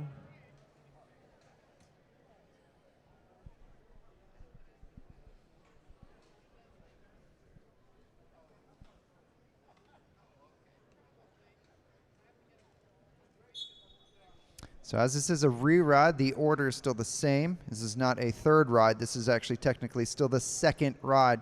So Cortman still first wheel. And it looks like she's going to try to implement the exact same tactic, and Godby will follow suit. So Cortman first wheel in P1. She's on the apron. That's still considered field of play. Using a lot of her peripheral vision to both ride in a straight line forward and also keep an eye on Godby backwards. This is a tremendous amount of skill that Cortman is showing us here. Riding at this speed on the track is actually very challenging. We don't recommend you try this at home if you've never done it before. Maybe have a friend help you out, because this does actually take a lot of practice and a lot of skill. So Cortman, fantastic job right now. Also staying low on the track. The tactic is to basically be occupying the sprinter's lane, and also going slow. It forces your second rider to have to jump on the gear in order to get it up to speed. Sometimes that jump can be a tactic that the sprinter does not like. Some sprinters like to actually go from a higher speed. They don't like to come from these low speeds. That's because we're on track bikes, and so the gears that are chosen in the pit are the gears that you ride on the actual track. So Cortman thinking that Godby may have a large gear on the bike, and she may not want to have to accelerate that gear from a near standstill. Meanwhile, Cortman feeling confident in her ability to respond to an acceleration from Godby. Let's see if she can bring that to fruition here and push us to 3 rides. So looking at 2 laps to go right now. Cortman still down on the apron, and Godby trying to pull her up a little bit, maybe try to increase the tempo of the race. Cortman holding strong in the tactic, and Godby goes back to the apron. Here in the VELO Sports Center, it's pretty hard to ride slow in the turns, and so the riders, for their own safety, will come down to the blue apron. As we talked about, that is permitted. It is in the field of play. And Godby gets up on top of that gear. So Godby now technically into P1, even though she's higher on the track. You can hear the coaches on the infield screaming at them to get up to speed. Cortman, she's got the bit of the advantage. She's in the sprint lane. Godby's going to treat it like a windup. Going to get that windup here in turn 1. Now slingshotting in turn number 2. Godby makes the pass as she enters into 3 cleanly into the sprint lane and exiting out of 4. Maddie Godby, ladies and gentlemen, will move through to the gold medal ride. She'll be racing against Mandy Marquardt, and Keely Cortman will be racing Sophia Shohei for bronze. We are now moving on to the women's 13-14 points race. This is the 3rd race in their Did you know with Vanishing Deductible, you can earn $100 off your deductible for every year of safe driving? Sing that. Vanishing Deductible, you can Earn $100 off your deductible deductible. for every year of safe For driving. every year of safe driving. What key you in? E. No, G. G will be too high. Not for me. Vanishing Deductible. Oh, okay. Sweet. Pull on the blue band in the red Sprinter's Edge jersey. Katie Smock coming up to the balustrade in the green Midwest Devo kit.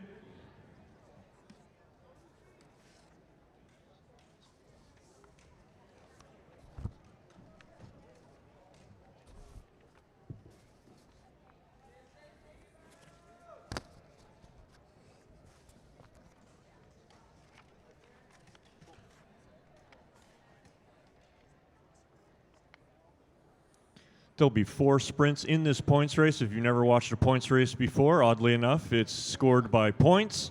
Points are awarded on intermediate sprints every 10 laps, 5, 3, 2, and 1 to the first 4 riders across the line. If a rider laps the field, which is the largest group on the track, they get 20 points. If they're lapped by the field, they lose 20 points. And in the final sprint, the points are double, 10, 6, 4, and 2 to the first 4 riders across the line. Any ties broken by that final sprint, and they're rolling out for their neutral lap.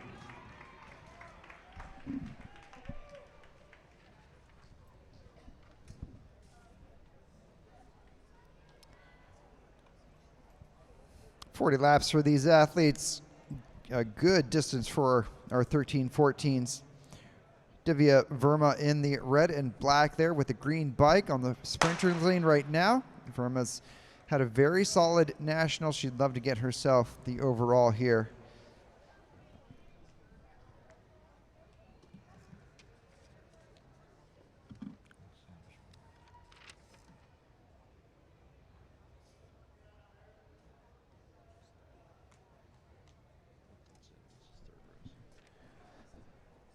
This will be their 3rd ride here, 3rd and final.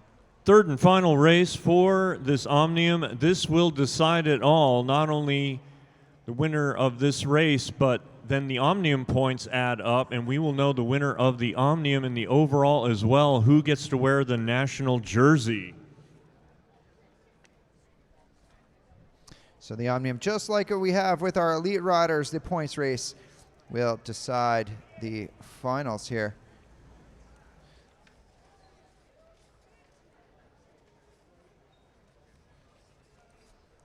All right, we're winding it up here. A little changing positions here at the front, but Divya Verma still patrolling that very well as she is trying to make sure she's the first rider to at least get in the points spread there. Himari Yamashita's also out there, up and high on the track.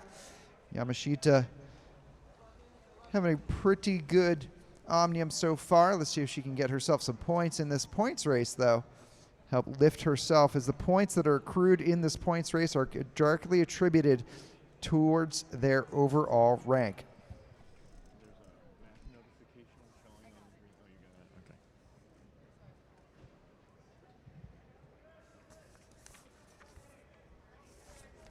36 laps to go, 9 kilometers remaining in the race, and a little less than a mile to go into the first of our 4 sprints. And with only 4 sprints in this race, there are not a lot of opportunities to make up for errors in your timing in one of the sprints. So say you're a top rider and you miss out on all 4 placings of your points opportunities, you may not have another chance if the leaders are continually scoring 5 points. And then the final sprint will be double value. So you got to really pay attention here in these shorter points races with only 4 sprints in them.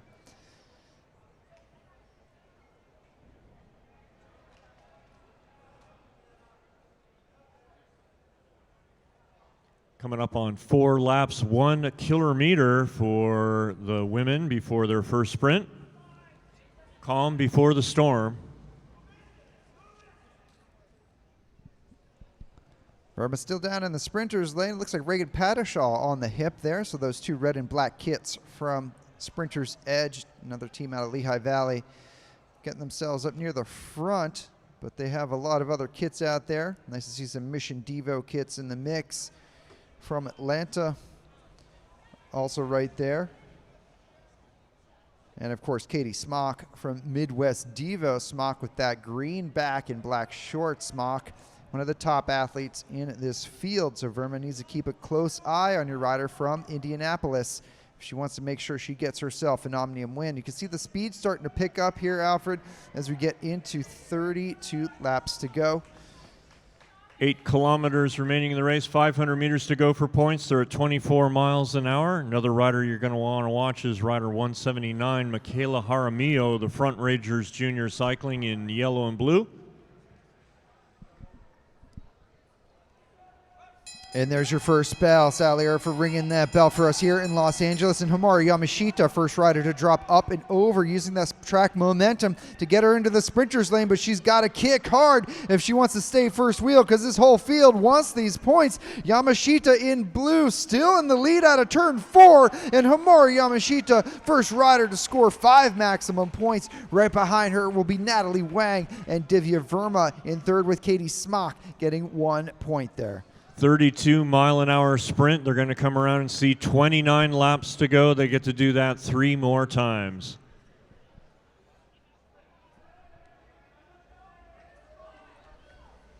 So Yamashita there with those 5 points.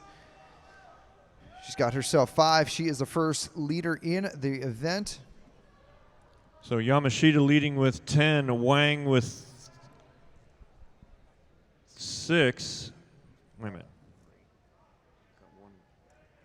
1 sprint down. So Yamashita with 5, Wang with 3, Verma with 2, and Smock with 1. You can see Smock and Verma hip to hip up there at the stayers line right now. Verma doing a great job keeping an eye on Smock. They did sort of neutralize each other out of that first sprint.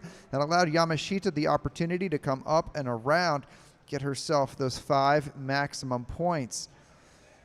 Let's see how this goes here right now with Smock now on the front. Again, that rider out of Indianapolis. Fantastic track there. Doing a lot of cool events at that facility. Not just track racing, they also run some cyclocross events at the appropriate time of year. So if you're in the Midwest, definitely check out that facility and maybe participate in some of their events to help them keep those things going. Checking all around right now. Verma doing a nice job now, keeping an eye on Yamashita and Smock. Smock having the largest target on her back right now in that green jersey first wheel.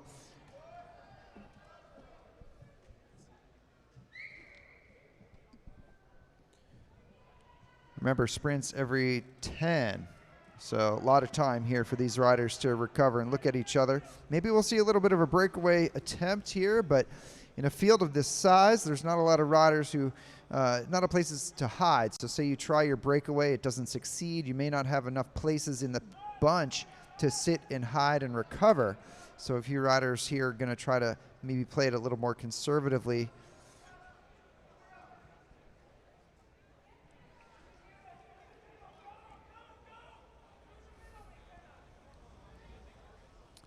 So right now, Smock up at the top still with Verma down in the sprinters lane. So Verma taking the short way around in that red and black kit. 24 laps to go. The last time they came around, they're going to come around and see 750 meters to go for points. And you'll see our speeds start to wind up here a bit. Smock checks over the shoulder before getting into the sprinters lane, and she comes up out of it, and Verma actually follows her there. So you have Smock, Verma, and Yamashita right all together at the front. We'll see how long this lasts here, as a few other riders will try to be opportunistic here late in the sprint. We'll have another lap before we hear that bell, though, as you see the speeds starting to increase here. Rider 181 coming to the front. Danny Scoville from the Northwest Cycling Club. Nice to see her getting herself into the mix. We saw her last night at the front of the races. Let's see if tonight can be the same. There's your bell for one to go. Lady Scoville still on the front. Smock right there. Yamashita, though, coming up and using a lot of nice momentum there. Can Yamashita make the pass? And she does. Yamashita now first wheel into turn number 3. Can she hold on to the line and get 5 more points, pushing her into the absolute lead of this race? And she will. So Yamashita now 10 points in the competition. Wang second place again, so she will have 6. We'll go to the scoreboard to see who has scored in that sprint. Verma and Scoville look to pick up the 2 and the 1 in that last sprint. So Smock did not score that time. That's an important moment here because Verma did, Smock did not. So Smock caught out there. She'll need to make up for that in the next sprint here if she can. We'll see if Smock plays this a little more aggressively next sprint, because she must get ahead of Divya if she wants to continue to secure her place in the Omnium overall. So our point totals with 2 of 4 sprints completed: Homari Yamashita 10 points, Natalie Wang 6, Divya Verma 4, Danielle Scoville 1, and Katie Smock 1. Everyone else is tied for 6 with 0 points. 18 laps to go. This is a tough moment in this race, like I was talking about. Riders who maybe want to counter the last sprint there, they're going to have a hard time because, again, if they go too early, too hard, too soon, they may not have enough places in the bunch to hide and recover. Nobody wants to get themselves into trouble here late in the race, so they're all going to try to sit in and let the leaders do most of the pace setting. That said, though, Reagan Patashal has been at the front this past few laps. Patashal considers herself more of a sprinter, but she's in this Omnium. She's putting her head down, and there we go. Another new attack here by number 185 in the mix. That's going to be Natalie Wang, currently second in this race. Nice to see Wang and Smock being aggressive here in our 13-14 points race championship. Wang pulls up. It's now Smock at the front, Verma behind her, then Yamashita and Wang. 15 laps to go. We are midway between point sprints, and they're racing like it's getting set up for a sprint. Yeah, really nice to see that Wang attacked the group here. Smock responded. Verma just sits on to the wheel there. She's playing the Omnium game. And meanwhile, Yamashita playing the points race game. So Wang had that opportunity to set out some tempo, and she took it. So hats off to her for giving it a rip there. Now we have a new rider from JB Velodrome, looks like, setting off on the front. Lucy Gilchrist of the Jerry Baker Juniors. Rolling off the front, field seemingly uninterested with 13 to go, 750 meters to go for points. She could set herself up for getting the 5 points, or if she really digs in, she might be able to lap the field, get 20 points, and that would be as much as 4 first-place finishes. I think you motivated her there, Al. She got out of that saddle when you said that because maybe she's looking for a solid result here today. She's out of the saddle. She's got the advantage. We got one more lap before we hear that bell, but look at the front of your bunch. Yamashita, Verma, Wang, and Smock all patrolling there. Your top points accumulators here, and it looks like, unfortunately, Gilchrist, it will be absorbed here. Let's keep an eye on the front of this field as we get into that bell. Yamashita didn't want to be there quite yet. Let's see how this next sprint plays out. That is your bell, Verma and Yamashita down in the sprint lane. Yamashita kicking one more time. She's actually got a huge advantage right now. She needs to stay on top of the gear, though, because the sprinters behind her could shut that down, but she's looking very strong into 3 and out of 4 one more time. Homura Yamashita, your 2K record holder. She gets those 5 max points. Yamashita now with 15 points in this race. She checks the shoulder, and Yamashita may continue on with the effort here. Let's see what happens, Alfred.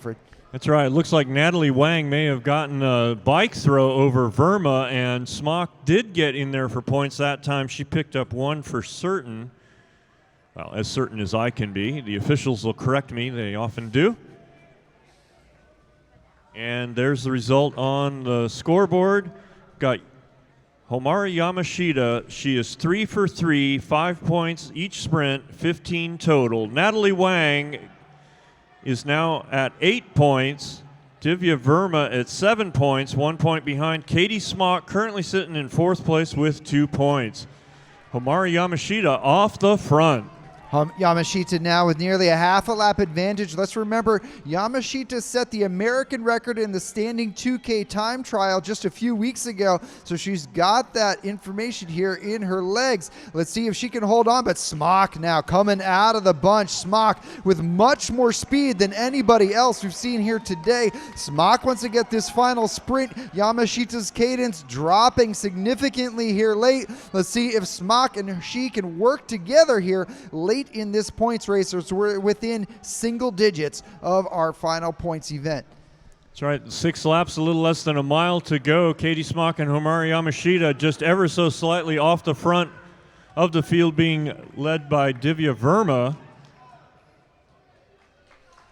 So the bunch bringing Yamashita back. Yamashita now going to have to go up track, try to recover a little bit and show she can have a sprint for the end. She tried that counter move to get herself the advantage to secure the bike race win, but she was unable to do so thanks to the efforts of Katie Smock and Divya Verma. Great turn of speed there by Smock, really getting on top of that gear, doing just what she needed to get Yamashita back into the mix. Looks like it's going to come down to a bunch sprint. 4 laps, 1 kilometer from now. Katie Smock at the front. Yamashita, Divya Verma, all the usual suspects up there at the front along with Natalie Wang. Scoville also up there in that blue helmet with the black kits, and Wang right up next to her on the hip. Smock, though, starting to wind it up. Long lead out here for our 13-14s. 3 laps to go, ladies and gentlemen. 3 laps to go in the field. And now some of our Atlanta riders may be getting themselves into the mix. So looking around, but that's Wang, first wheel, checking over the shoulders. Let's see what happens. Real shuffling of the deck very late in this 13-14 points race final. Two laps to go, 500 meters, and 187 gives it a go. That's Sophie Zentz. Zentz at the front, and there's Jaramillo. Double points on the final sprint, 10-6, 4 and 2. There's the bell. Oh my goodness, Zentz trying to stay on top of that gear. Remember, these double points in a race this short will absolutely affect the overall. Verma, though, from midfield comes up and around. Does Verma have enough time to catch Zentz? Zentz has the cheering section here by the start-finish line, but Verma makes the pass, and Verma gets 10 maximum points. She will get herself 17 to finish the race. Let's see what the rest of the field comes up with at the end. Right. Let's have a big round of applause for all of our women 13-14 points racers.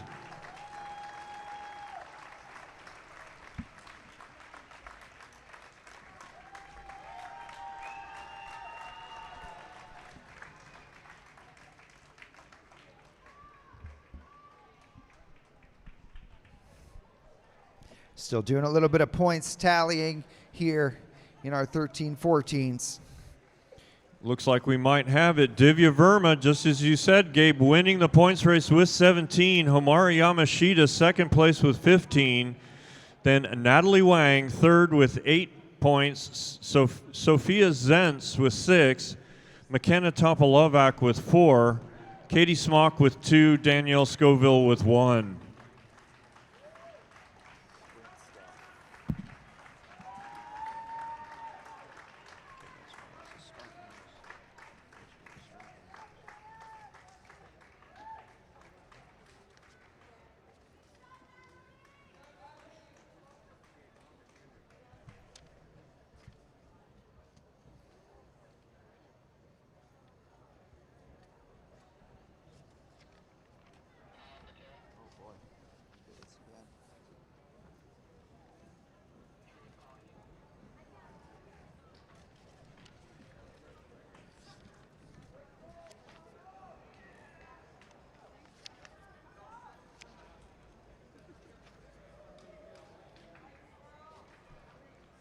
Okay, this will be the third and final race of the men's 13-14 Omnium, their points race.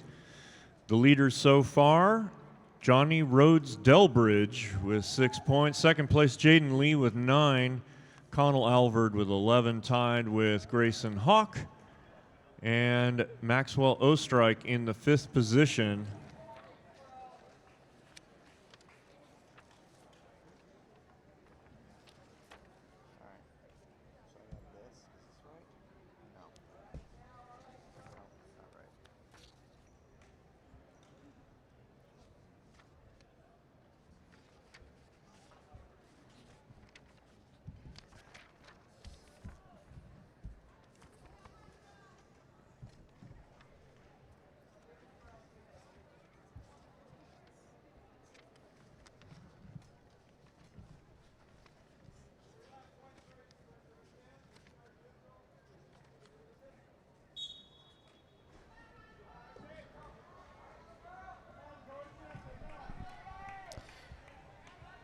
All right, these are our 13-14 men's points race. Third race of their Omnium. Same laps on the board here. See how these guys go. Again, they're looking for a points race result, and then you take that and use that third result towards their Omnium overall championship. Yeah, they're 2 scratch races into the Omnium. The points race will finish it off.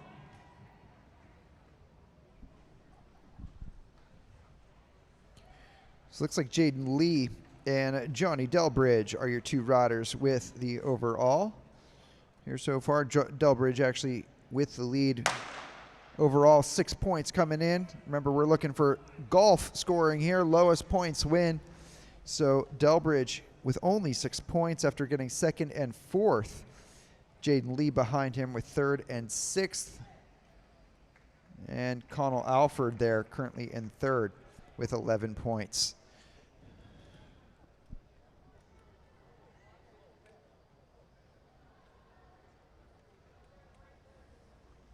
Points race, a different beast than the scratch race, so often that'll shake up the standings quite a bit,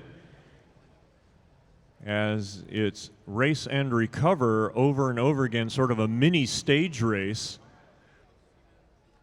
Almost a green jersey type competition if you're familiar with the Tour de France. Coming up on 38 laps to go, 2 kilometers until the first of 4 sprints.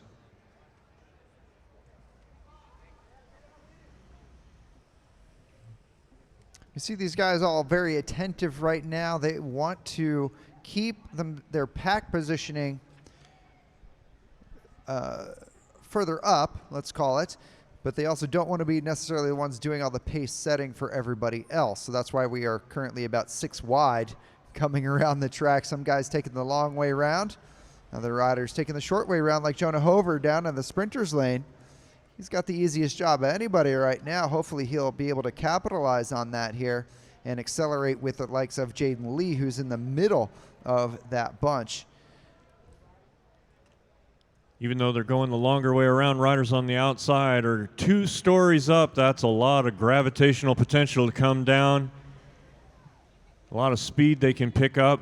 9K remaining in the race and a little less than a mile to go until that first sprint 6 laps from now. You can see some of the riders who are taking that long way around starting to lose a little bit of ground as Hover nice and even on the pedal strokes there. He has not changed his tempo at all, and yet the formation starting to go from a solid wall to more of a angled cut here. An echelon as they come through the turn. Sure, yeah, an echelon is about right.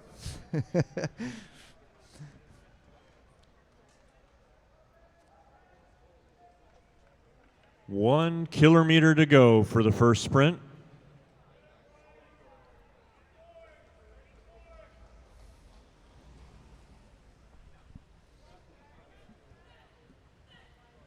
Ida Malikoff of the JB Velodrome in the middle there now, giving a little bit of draft to Jaden Lee from New York City.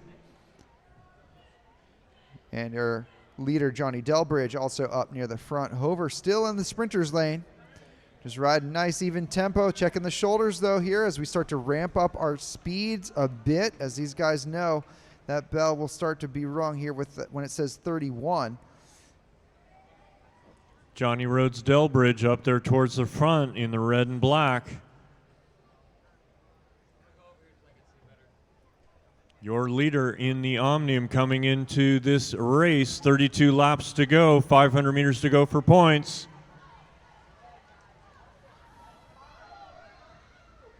Maxwell Ostrich on the front for the moment. Ostrike on the front right now. Let's see if he can hold on. Ostrike hitting out early here. Let's see if he can hold on as Delbridge up, trying to get up on the hip. Jaden Lee in the blue there, and Grayson Hawk in fourth wheel right now. Ostrich holding on though. Nice job by Ostrich to hold through to the line, and he'll be first one there. Jaden Lee barely getting second to our eye, but we'll go to our officials for that final score.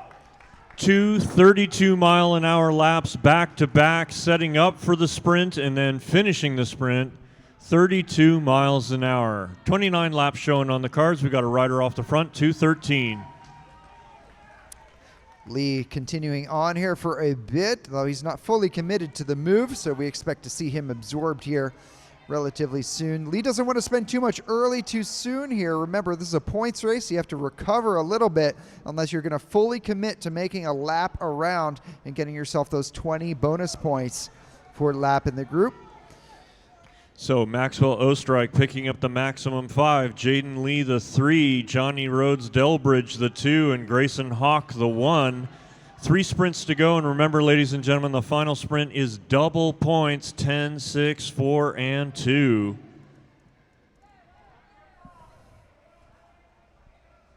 Hawk on the front right now. Remember, he just aged up into this group.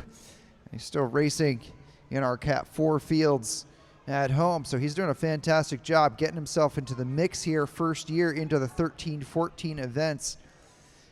It's the tough thing about your age group events, right? Sometimes you're at the top, sometimes you're at the bottom, of course, and you just have to race with it, roll with it every single time. 26 laps to go, a little less than a mile to go until the halfway point. 20 laps in, 20 laps to go.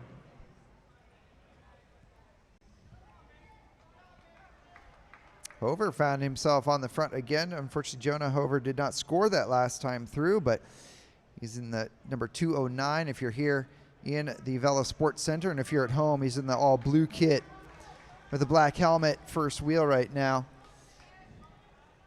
He's sandwiched by a few riders from Georgia, I believe. The Georgia cheering section over here by the finish line. So we'll see how Ostrike and Delbridge continue on here. Again, Ostrike finishing first in that first sprint. He's got that white helmet down there. Stickers on the front wheel, no stickers on the back wheel. That was 24 laps to go, 1 kilometer to go until the next sprint, 1K to go until the next sprint.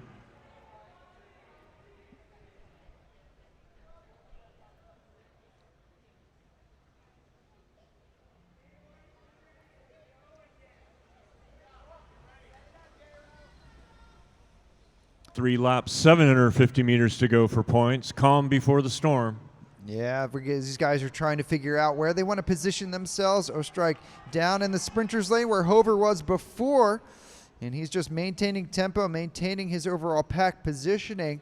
Everybody else behind doing what they can to protect themselves. Jaden Lee pretty far back in the bunch right now. Let's see if he can get himself a little further up here. As we see 21, we'll hear that bell courtesy of Sally Urfer here on the start finish line. And we'll be off to the races one more time. Ostrike hitting out. There's your bell. And here we go. This is in fact going to be Alejandro Che, excuse me, for Spanish speaking. So Che on the front. He's trying to do it, but Hover now makes the pass. Jonah Hover doing a nice job. He's going to have to pass some slower traffic here at the finish line. Oh my goodness, and those slow kids are all over the place. Oh my goodness. So we got to ask maybe somebody to get up and off the track there, but Jonah Hover safely moving through. Hover implemented a safe passing tactic. Remember, you want to go over riders on the track. He did exactly as he was taught there, even though that was a little bit scary for us here. We'll see how that was scored at the end. We'll see if we can remove some of those slower riders from the track. Yeah, always best to hold your line as the sprint's coming up behind you.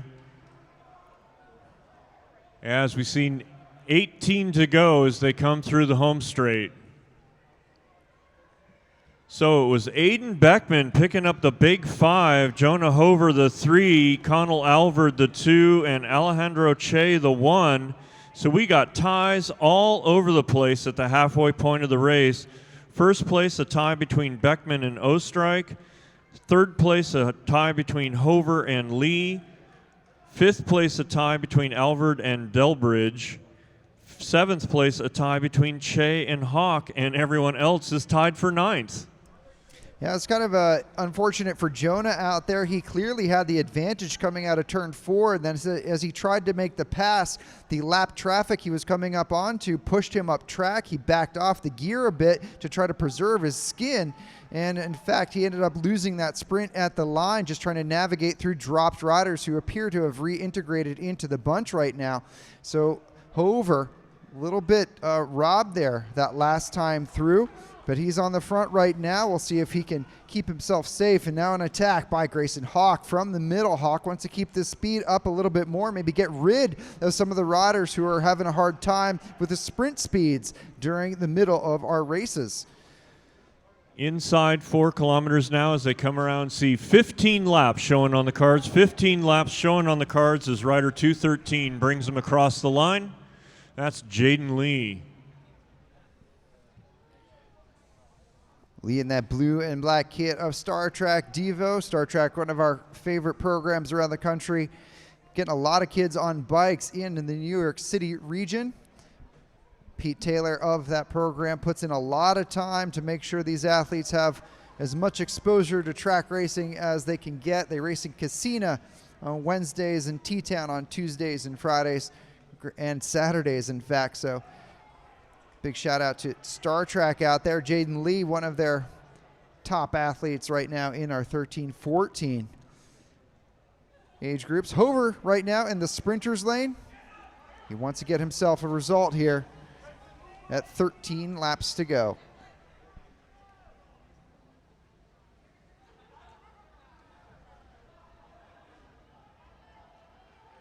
Going to come up on the 3K to go mark, but more importantly, 2 laps, 500 meters to go until the penultimate sprint.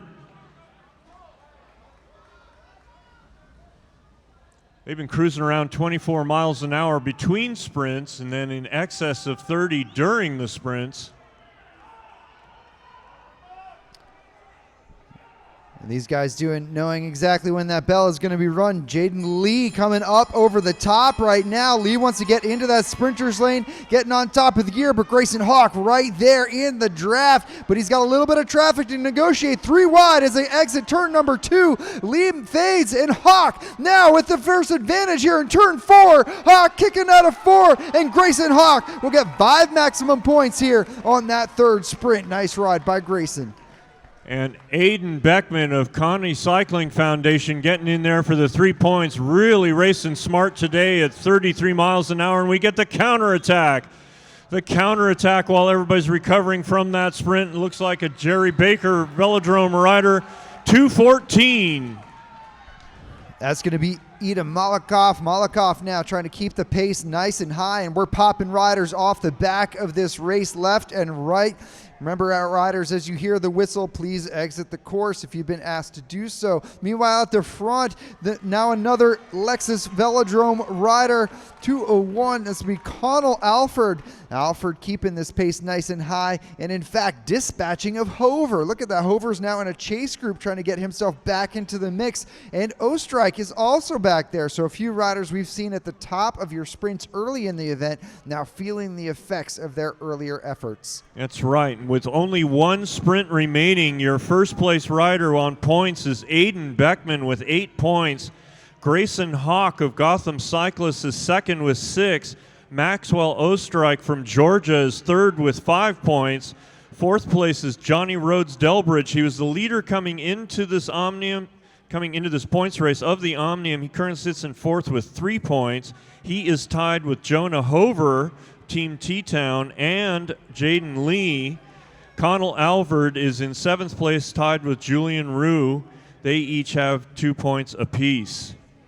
The field sitting up a bit as they're anticipating those final double value points at the end. Sebastian Malaver now getting himself to the front for the first time in this event. Nice to see Sebastian getting himself on the mix there. Jonah Hover recovering and from that last sprint. He's now on the front of the race. Ostrike looks like he's made his way back to the front as well.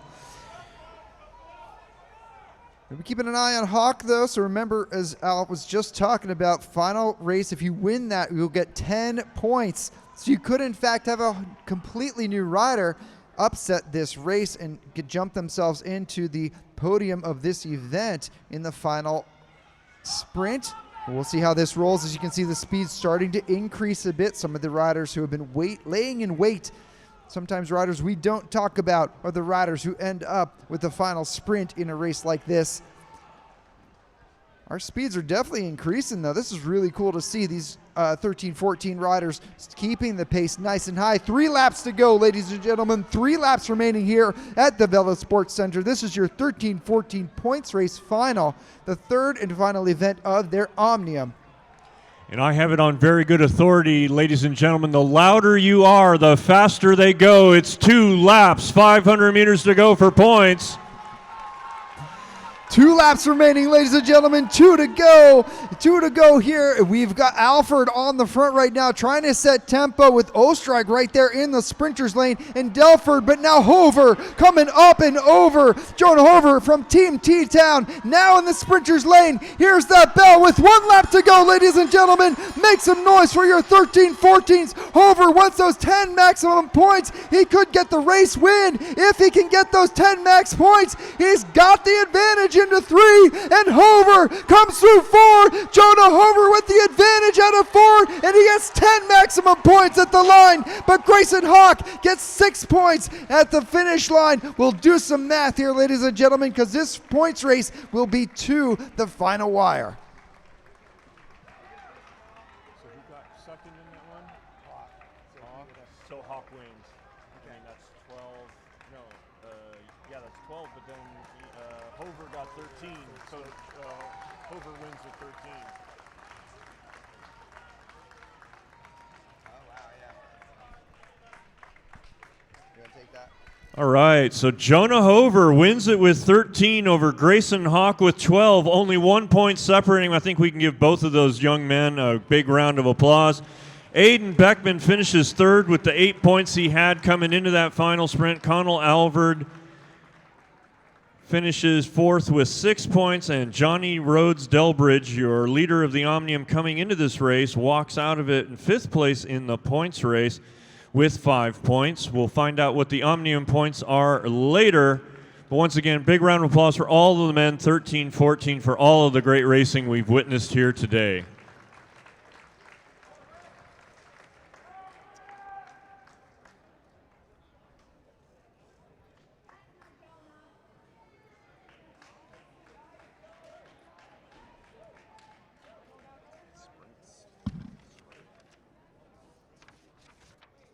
Right, so now we are going to the final round of the men's elite sprint. The first ride for bronze between Andrew Carlberg and Rex Ainsley. Andrew Carlberg has drawn the inside position.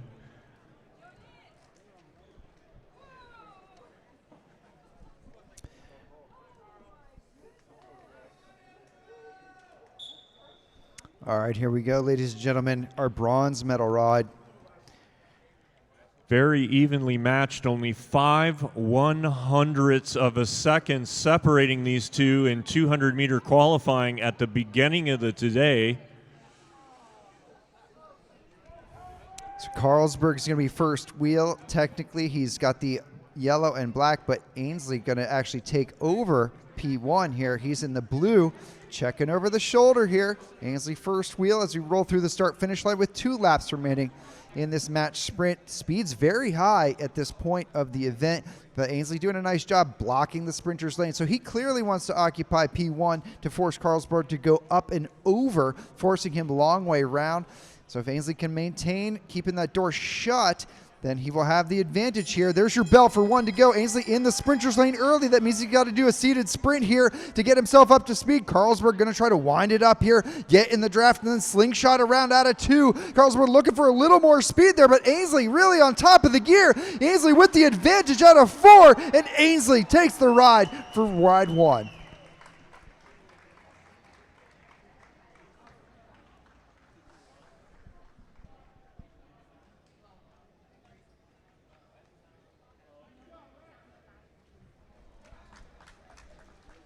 Over 65 kilometers an hour for the final 200 meters of the first ride of the bronze medal heat of the final round of men's sprint.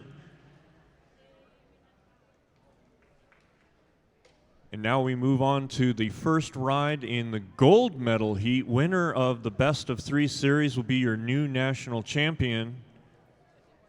And it looks like James Mellon, rider 552, has drawn the inside position. Sandor Delgado, 545.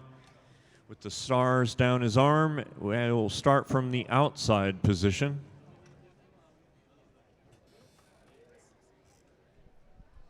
Mellon currently one of the fastest Americans on track, period. Let's see if we can get that speed to his advantage here. Now, even though both Delgado and Mellon were in T-Town, they never actually faced each other in a match sprint. So this will, even though they've been in the same place, just the way that the brackets worked out, this will be one of their first matchups here. Mellon will be down track here in P1, and Delgado up track in the blue kit. Stars on the sleeve in what we call position 2. Mellon in the red of Edge Cycling with the black helmet.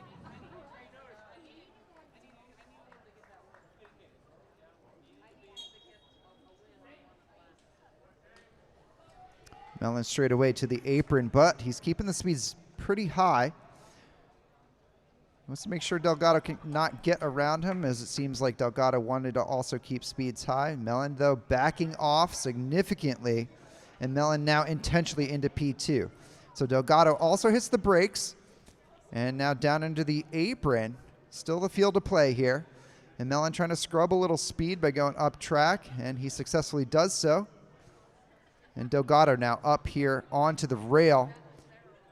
So Delgado did not think he would end up there. Now Mellon changes tactics again. Mellon now P1, so really messing in the head with Delgado here is James Mellon in the red and black. Starting in 1, going to 2, now back to 1. Mellon now starting to wind up the speed here. Delgado's got to decide if he's going to try to overtake now and force Mellon to come around, or if he thinks he can better one of the fastest men in the world right now. 1 lap to go. Mellon on the advantage right now in P1, and he's got the kick out of 2. He's checking over the shoulder, and here comes Delgado out of the saddle trying to find a little bit more power, but Mellon with the speed out of 4, and Mellon takes ride number 1. Mellon denies Delgado, the reigning national champion of this event, in the first ride. All the pressure on Delgado going into that second ride if he wants to repeat.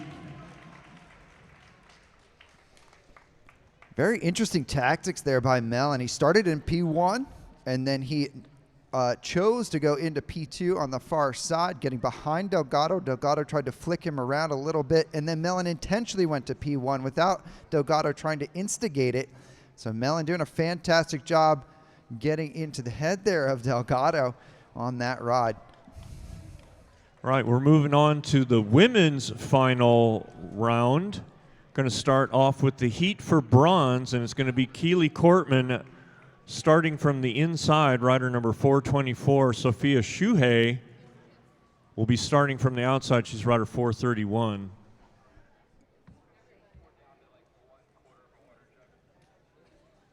Shuhei with the stars on her sleeve.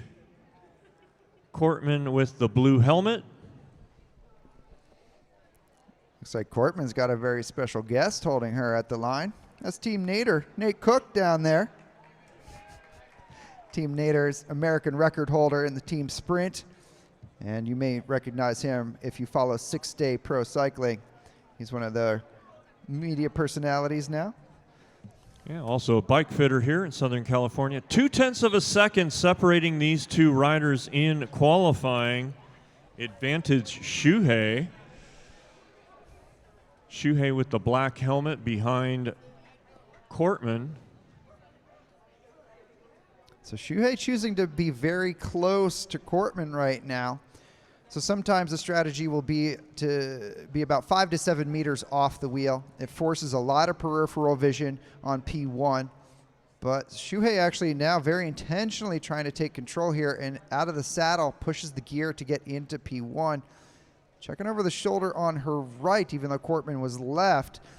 Now Shuhei wants this P1. That's what she was trying to do, and she got it. Let's see if she can maintain that as Cortman now going to start to wind this up a bit. And if you're in P1, you see your P2 coming with that wind up on you. You really got to decide when you're going to commit because you don't have as much track banking to your advantage. Oh, and Shuhei left the door open. Cortman took it. Cortman takes into the sprint lane, and now Shuhei's on her heels. She's got to get back on top of the gear here as Cortman has the advantage. Shuhei's got the draft. Can she kick again to come up and around Cortman? And there's the kick. Shuhei now onto the hip in 3, and Shuhei into 4. But Cortman's with the advantage, but Shuhei gets the ride for number 1 in our bronze medal round. Shuhei one step closer to the bronze medal. Keely Cortman having to win the second ride to have a shot at it herself. As we finish up ride number 1 of the bronze medal heat, we're moving on to the gold medal heat now between Madeline Godby and Mandy Marquardt. This is a replay of last year's national championship.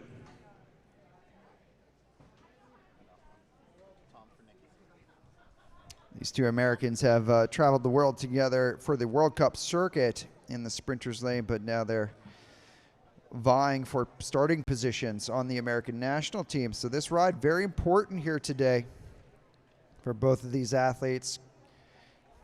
Godby will be here in the purple and the white on her back. So if you're watching our live stream, Godby will be down track, number 420 on her back, and then up track will be Mandy Marquardt in the all blue.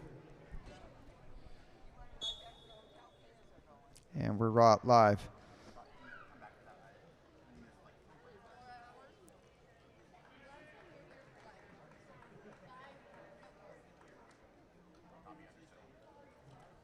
Godby in front, Marquardt behind. Godby in that white and purple, Marquardt all blue.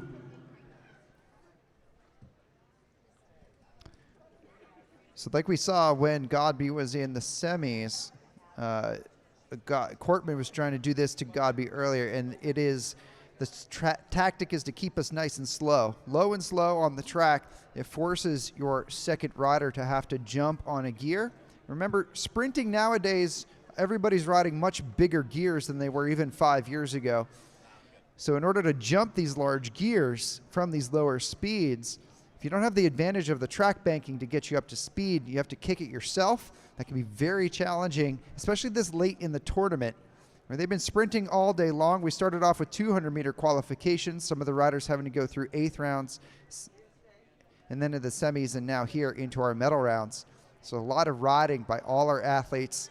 And for that reason, this low and slow tactic can be very important, and it gives the control to Godby, who is the first wheel, because Marquardt has to decide at what point does she try to get up track. She has to still come up and over. Of course, she cannot come down and around because the field of play, they're at the very bottom of it. So Marquardt has to get up and over Godby here, and Godby's still also protecting the sprint lane. So here you see Marquardt coming up track, and now flicking around. She's actually got herself into the sprint lane. She's permitted to make that pass there as Godby left the lane open. And Marquardt now checking the shoulder. Marquardt now first wheel.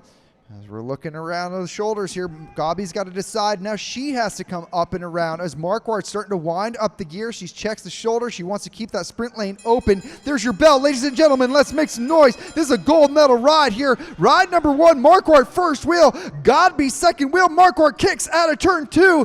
Godby tries to get back on top of the gear, but Marquardt really on top of these big gears. So these sprinters are riding, and out of 4, Marquardt kicks, and Marquardt takes ride number 1.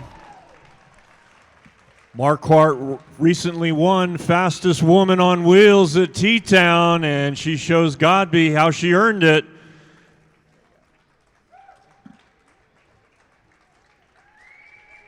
Very nice ride there by Marquardt. As Al just said, she did just win a UCI sprint tournament in T-Town over a fantastically deep sprinting field. So today, bit of confidence boosting that she needs to face off against world-class Maddie Godby on track.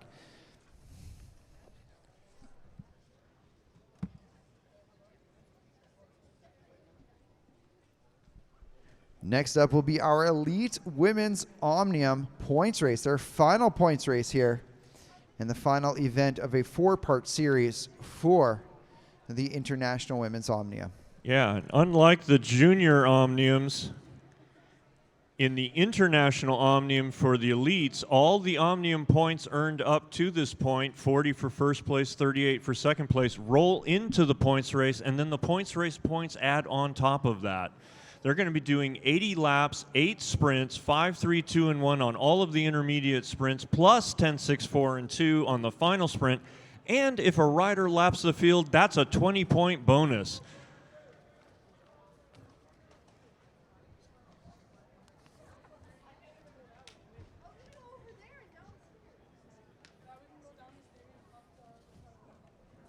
So your leader coming into the final is Jennifer Valente with 120 points. It's a tie for second place right now between Christina Birch and Kimberly Geist. They were second and third last year in this event, and so that's really one of the races to watch is Birch and Geist as we come into the final race. They come into the points race tied. Colleen Golick right there with 98 points. She has a good points race. She can move up as well. She is tied with Kendall Ryan, rider number 408. Megan Jastrab currently sits 6th with 96, and Elijah Beatty, 92. Those are the top people in the Omnium rolling into the final race. Here comes your leader, Jennifer Valente, up to the balustrade. Jason Rico getting her in position.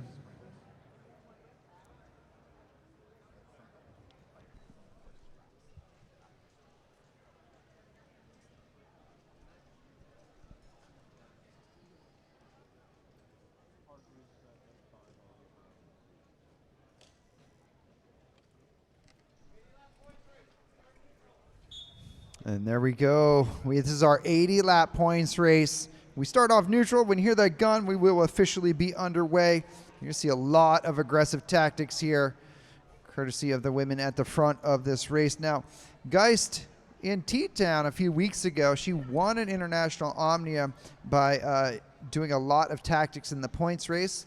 She had to win for sprints. She did not quite get that lap, so she has the ability here to get herself up into the gold, but she's got a long ways to go, and Jen Valente is one of the best points racers in the world. We'll see if she can get there, and sandwiched right there is going to be Christina Birch. Birchie, one of the also international athletes. She may have a PhD from MIT, but she knows how to do the math here in a good old bike race for points as well. So we'll see how they roll. Alfred, you've watched this race a few times over the past few years. Maybe help us understand maybe what some tactics that Valente may have had over the past few years, whether she goes for laps or if she sits in and waits for sprints. She does both. Jennifer Valente can do whatever she wants, and we'll see that get started 8 laps, 2 kilometers from now. Very smart racer, won her first world championship as a junior, and has repeated since then, is also an Olympian. And so one of the most decorated women these days in U.S. cycling.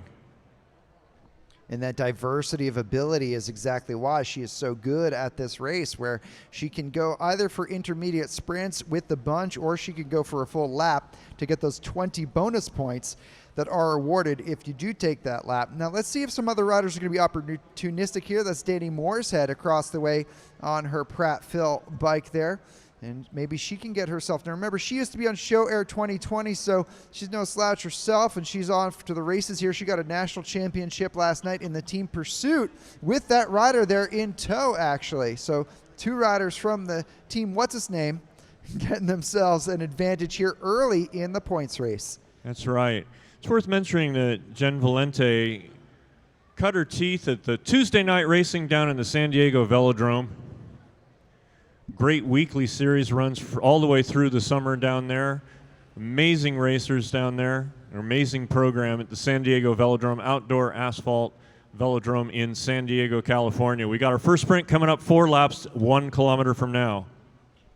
Check this out, though, Alfred. Mooreshead already getting very close to the end of the bunch here. So remember, if Mooreshead gets a full lap, she'll have 20 points right away, and we haven't even done a full sprint yet. So let's see what happens here. Danny Mooreshead, ladies and gentlemen, if you're here at the VELO Sports Center, make a little bit of noise for your rider there in the blue and white. She needs your encouragement here to get herself into the draft of that bunch, because if she gets 20 max points, that can absolutely change her game. She is currently sitting in 9th overall. She would love to get herself a little bit higher in this overall ranking. She's getting close as the bunch goes up track. We're seeing next time through, we'll hear that bell, maybe one more lap. Mooreshead trying to get herself there, but look who's off the front. It's Jen Valente. Jen Valente not making any mistakes. She'll make sure she picks up points at every opportunity. There were 2 riders up the road. So Mooreshead should sit back here a little bit, just allowing herself to get 5 max points, and then she should seal the deal after she makes those 5 max, just to make it easy on herself here. So Mooreshead comes across. She's her leader on the track. 5 max points here for Mooreshead, number 453. Okay, here comes the second place, 3 points, and then Valente picks up the 2. Rider 417 picking up the 1. That's Fiona Winder. So a few riders who are a little further down in the overall doing a nice job getting themselves back into the points race mix, and Mooreshead still trying to get that full lap here, so she backed off a smidge, but because of the accelerations at the front, because it was Jen Valente doing the accelerations, your other riders like Kendall Ryan and Jastrab and Birch are going to be the ones to chase, so that's going to extend out the race a little bit for Mooreshead here, but she is the leader of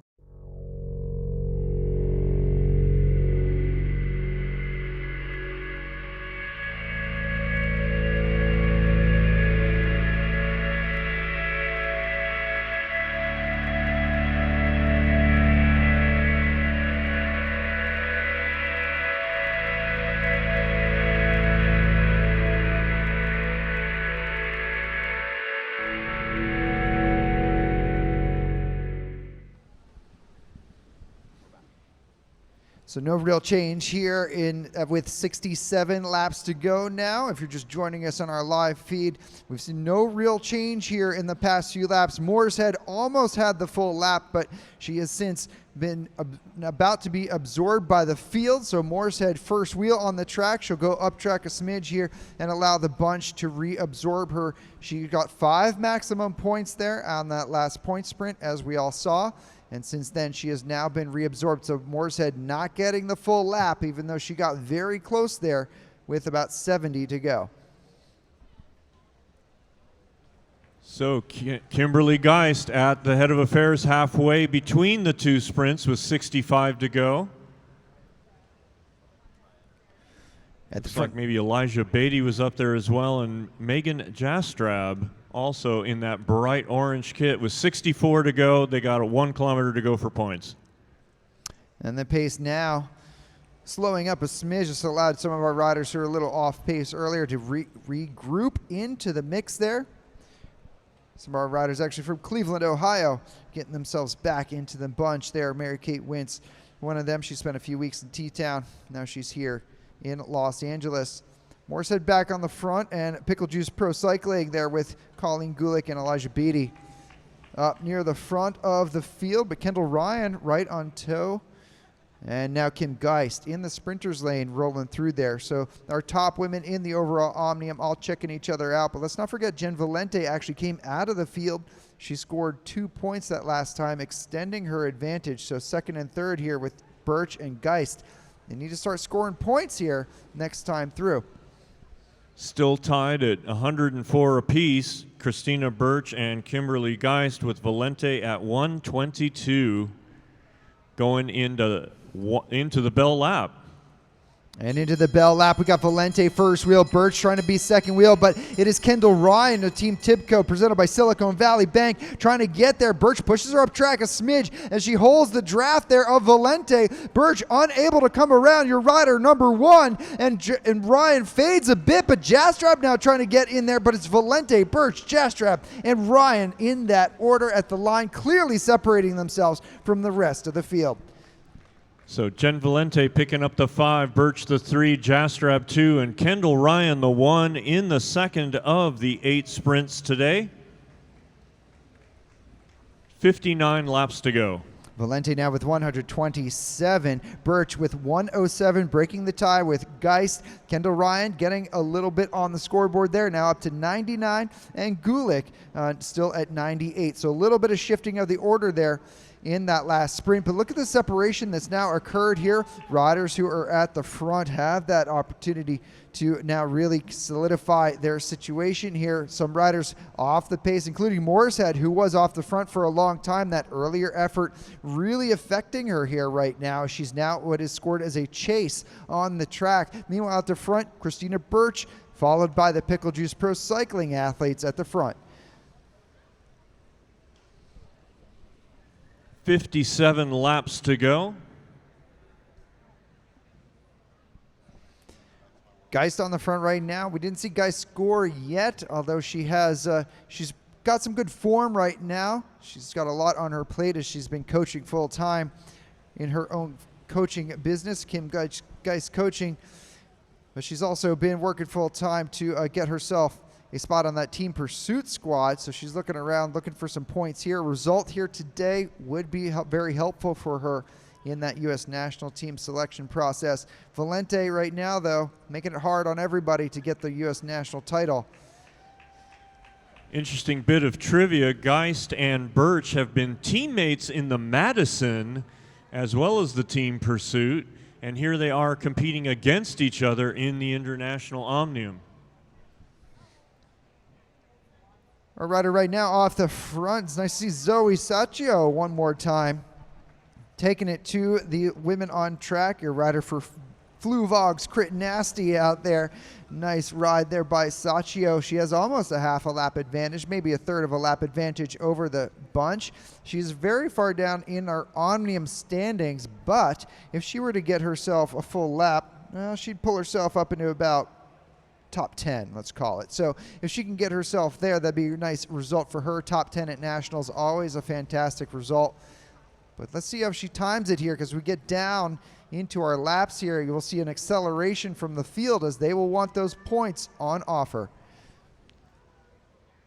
Zoe Sacchio, 2 laps to go for points. She'll at least get the 5, and she is closing in on the field. She's almost got 3/4 of a lap. She'll hear the bell first. That's right. So your leader on track, Sachio, she's the first one to hear the bell. She is your leader coming into turn 1 as the field exits turn 2. Now you see the huge change in speed there by the field. Sachio should have enough time on track to hold them off, but Geist rolling through here right now. She's checking over the shoulder. They still have to do their sprint. Now Jastrab rolls through, but the front of your field is right here on the start-finish line with Sachio. Now with 5 max points, we're looking for 2nd, 3rd, and 4th place points here. Only 3 of these riders will score here, and it looks like it's going to be Valente, Jastrab, and Geist through in that order. Only Valente could keep the 3 away from Jastrab as she picked up the 2. It looked like Geist picked up the 1. They were at 35 miles an hour. It's 49 laps to go. Sachio able to maintain the advantage over the field. Now the field looking at each other right now because they're very concerned with the Omnium overall. So it's going to be Valente looking at Birch, Geist, Jastrab, and Ryan. Meanwhile, the other women below them in the ranking have an opportunity to hit out here, and that's going to be what Elijah Beatty is doing right now. You're a rider from Iowa on Pickle Juice Pro Cycling. She's in turn 4 right now trying to bridge across to Sachio here from California. If these two can link up together, they could be good breakaway companions, possibly getting themselves 20 bonus points for lapping the field. So your leader with 3 sprints completed, it is Jennifer Valente with 130 points, Birch in 2nd place with 107, Geist in 3rd with 105, Jastrab now in 4th with 100 points, Kendall Ryan 1 point behind her with 99, Golick 1 point behind her with 98. So every point matters here in this race. The podium is still wide open. So Birch and Geist need to make sure they can continue to earn points as Jastrab is going to be looking to just etch away at their advantage here, sprint after sprint. Meanwhile, off the front, Sachio and Beatty have yet to link up. Sachio doing a nice job, though maybe she should wait for Beatty, who is a pursuiter. Maybe those two working together could get more of an advantage on the field than just working alone. Looks like Sachio goes up track. Let's get her onto that draft there of Beatty if she can. Oh, she missed it a smidge. So we now still have 2 riders separated off the front of your bunch. They got about a solid half lap, so as they come here on the home straight, ladies and gentlemen, give them some encouragement. So is Sachio and rider 412, Elijah Beatty. So they've got about half a lap advantage right now. Now they are working together, and Beatty is a very good pursuiter. So if she can take even pulls and Sachio can keep the speed up with her, they could possibly get themselves a lap in the race. Now Beatty's currently sitting about 7th in the overall. There she is 7th right now. So she's off the podium. That may allow her a longer leash because Valente does not have to do the chase. It's more up to Birch and Geist to make sure they chase because the points on offer at the front of the field are very valuable to those two. Meanwhile, Valente can sit back and let everybody else do the work. 2 laps, 500 meters to go till the sprint at the halfway, 40 laps in, 40 laps to go. And here's the bell for our 2 leaders. So this is Beatty first wheel right now. Sachio on the draft. Let's see if those two can continue to work together. Now you see the big change in pace at the front of the field. It's actually going to be some of your other riders a little further down in the Omnium. But let's see if your Omnium leaders will come up and around. It looks like they're going to force Geist and Birch to do all the heavy lifting. And that is exactly what's going on. But Jastrab does not want to be left out. Jastrab up and over Geist and through. But Jastrab now making the pass. We saw Sachio and Beatty getting maximum points here last time through, and Jastrab, she'll get 2 points. Geist with the 1. So those 2 riders from the bunch getting themselves a little bit higher in the overall. Another 2 for Jastrab. Jastrab won the junior points race by winning every sprint, and now she's taking it away from the elite riders with 39 to go. We're going to keep a close ear on race radio, though, because Sachio is about to make a full lap. Now, the lap is considered once the rider has the benefit of the draft in front of them. We're going to listen to that race radio and understand when Sachio is officially scored as getting that lap. That'll give her 20 bonus points. So when she comes around, give her a warm welcome here as she has just done a fantastic effort. Sachio now scored. Give it up for Zoe Sachio taking the lap. 37 laps to go. So now your leader on the track will become Beatty. So that's the way this race works. Sacchio's now reintegrated with the bunch, but she has 20 bonus points. So your leader on track now will be Elijah out there by herself in the mix. So we'll still look at her for an opportunity to get 5 maximum points. But fantastic riding here by Sacchio to lap this elite women's field, including Olympians and World Cup starters and world champions. Both Geist and Valente are world champions in this field, and Sacchio has lapped them at their own game. So congratulations to her. Hopefully she can recover in time for this next point sprint as they come around to 35 laps to go.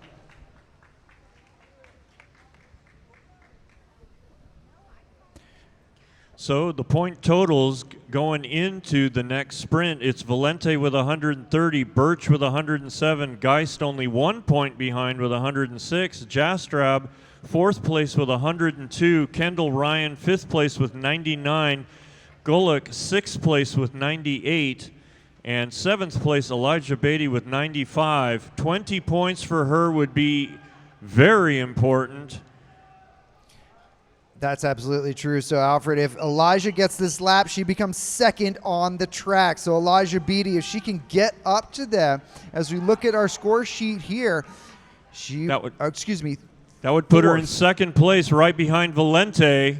She is just meters away from doing it. Give her some encouragement, ladies and gentlemen. Elijah Beatty.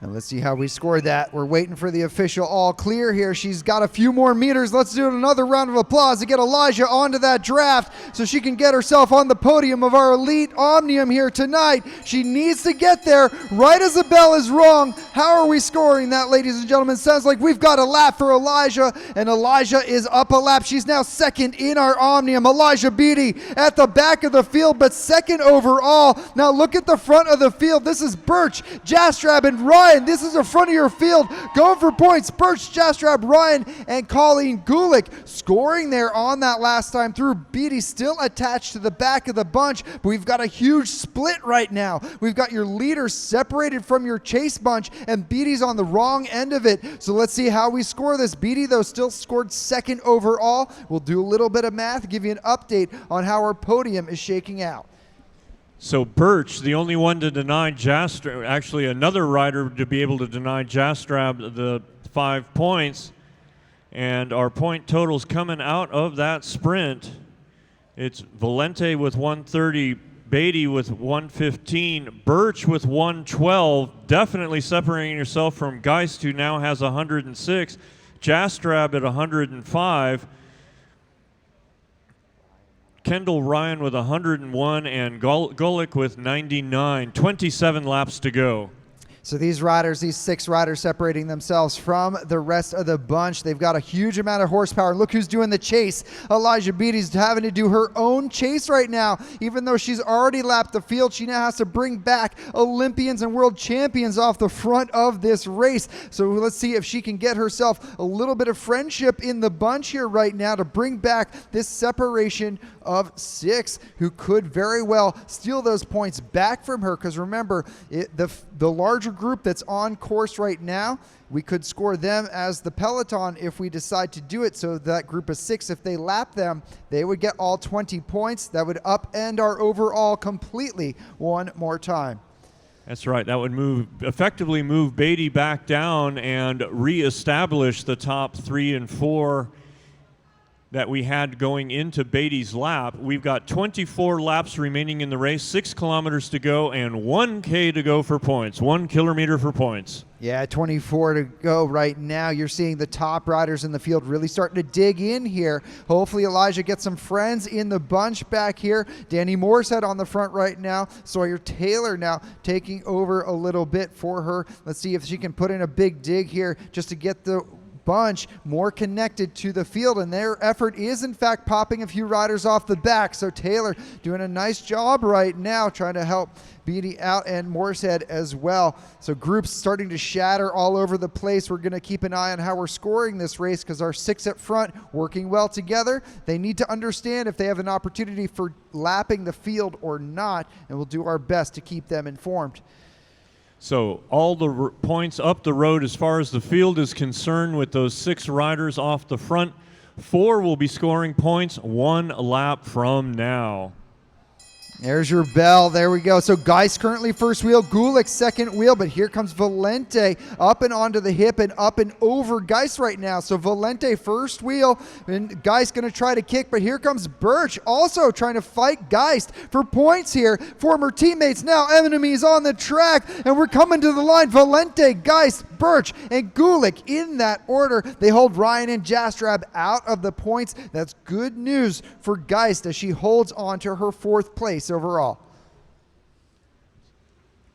So those 6 riders at the front are now the field, as they are the largest group on the track with 19 to go. So the 6 that are all together are scored as the field. Okay, so our 6 off the front are scored as the field, which means that our other riders may in fact lose a lap if they are caught. So we'll keep an eye on our score sheets here and we'll understand. But our field now being scored as Birch, Jastrab, Ryan, Valente, Gulick, and Geist. That's right. So Elijah Beatty has to make sure that her group does not get caught by that group, because Beatty would lose the 20 points and that would knock her out of the 2nd place that she has in the Omnium right now with 17 laps to go. The chase on track is actually going to be the Mooreshead group. So Danny Mooreshead, Sawyer Taylor, Elijah Beatty, Zoe Sacchio, and Haley Bates. This group right here through the start-finish line, that's your chase on track right now. These riders considered field, I guess. So these riders now being caught by your leaders are going to go down a lap, I believe. We'll see how we score that out on our score sheet.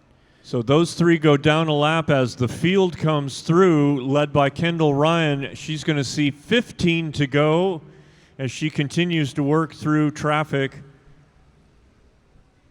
off the back.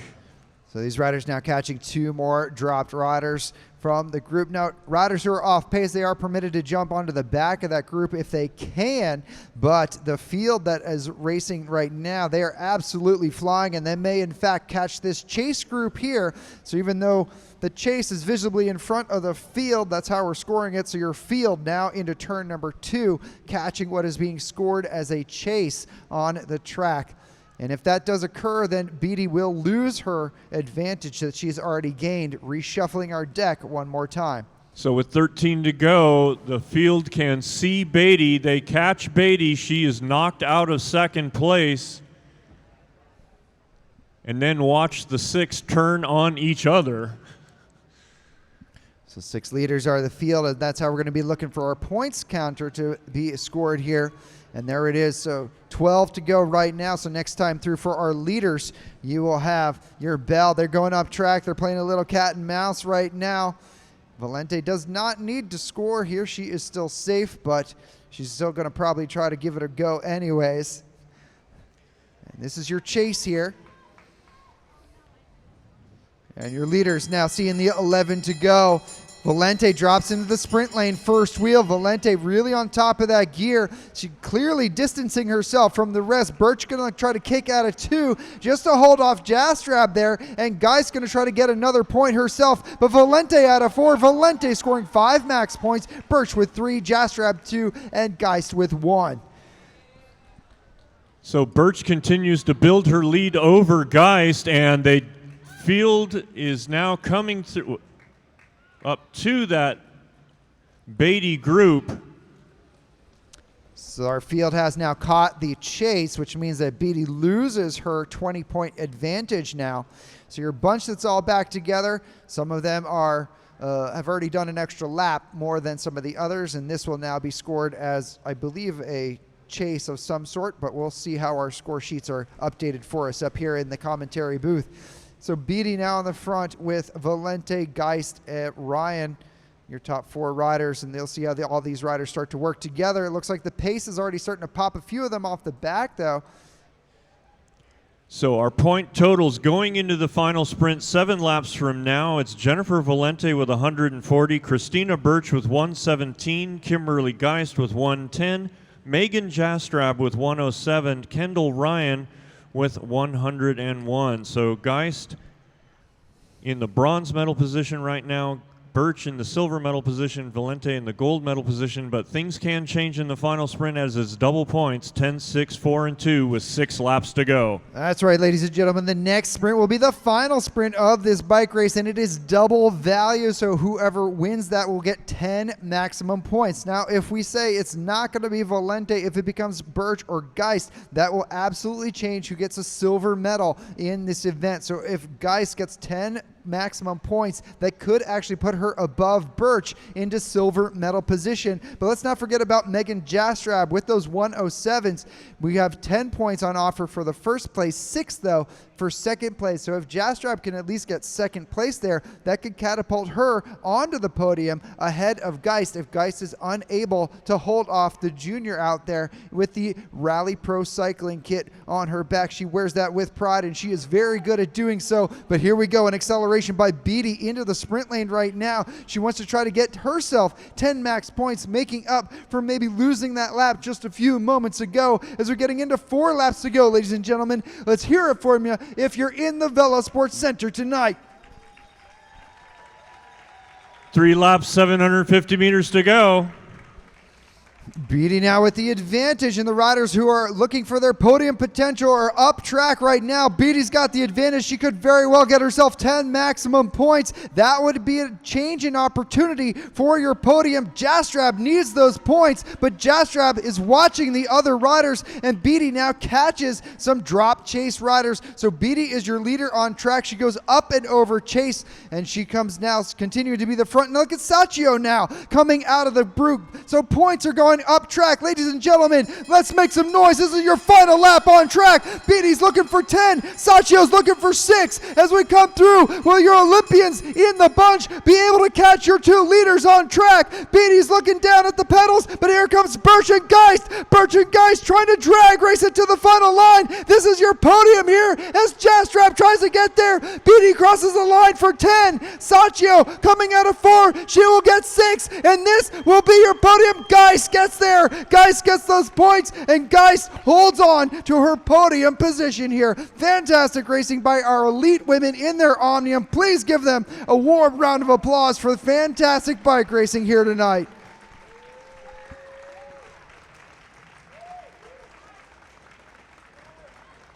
So Jennifer Valente, your new national champion in the Omnium. Silver medal goes to Christina Birch with 117, bronze to Kimberly Geist with 114. Let's have a big round of applause for all of our women Omnium racers.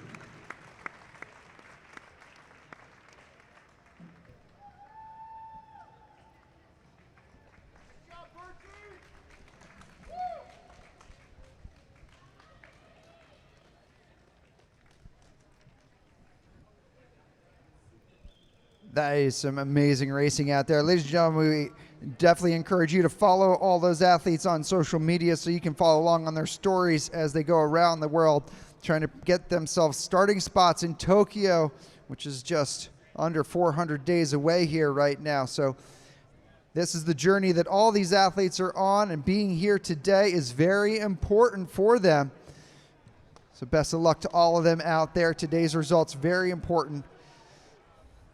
So we are moving back to the men's sprints now. We are still in the final round. We're going to do ride number 2 in the best of 3 series for the bronze medal.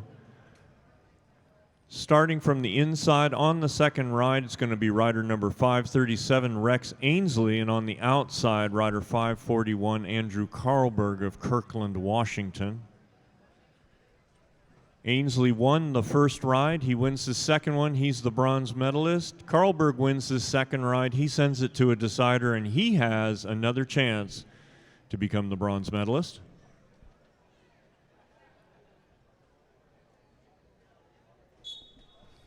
And we're off. Ainsley going to be first wheel here. Down track. Checking over his right shoulder, using that peripheral vision to keep an eye on Carlberg here. Carlberg in the black and yellow, and choosing to go up track a little bit, trying to pull Ainsley up to open the door for him to get into that sprinter's lane, but Ainsley doing a nice job occupying that and keeping that door shut. Remember, riders, once they occupy that sprint lane in first position, the second rider cannot pass them underneath. He must go up and over. And that's why Ainsley's staying so low. He's trying to make sure he is the rider in the sprint lane, forcing Carlberg to take the long way around the track. Ladies and gentlemen, though, could be your bronze medal ride here. Let's hear it if you're here in the VELO Sports Center. Ainsley now kicking hard. That's your bell with 1 lap to go. Carlberg needs to pull even here in this ride. He's going to try to make a pass here in 2, but Ainsley kicks again. But Carlsberg resurgent out of 2. Now drag racing into 3 and through 4.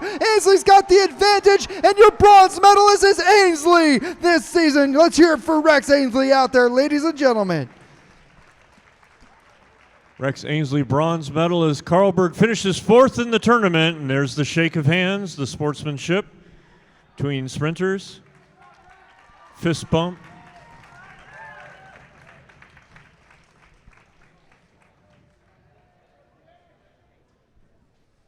And it looks like we're going to move right into our men's gold medal ride. So, ladies and gentlemen, this is for a gold medal here. This is our second ride. Your rider in red and black out there is James Mellon from Schnecksville, Pennsylvania, but that is our neck of the woods in T-Town. And right below him will be Sandor Delgado from Miami, Florida region. So Delgado is the defending champ, as Alfred has spoken about here. So we're going to take a look here and see, can Delgado win this next ride, pull himself even with Mellon to push it to 3 for the gold medal here today and your U.S. National Champions jersey.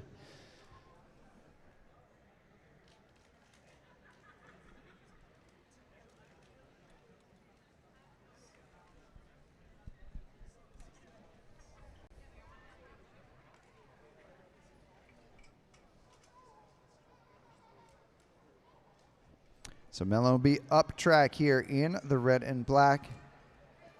Delgado down track with the stars on his sleeve, blue and red band on his back in the US ODP kit. Delgado checking over the shoulder.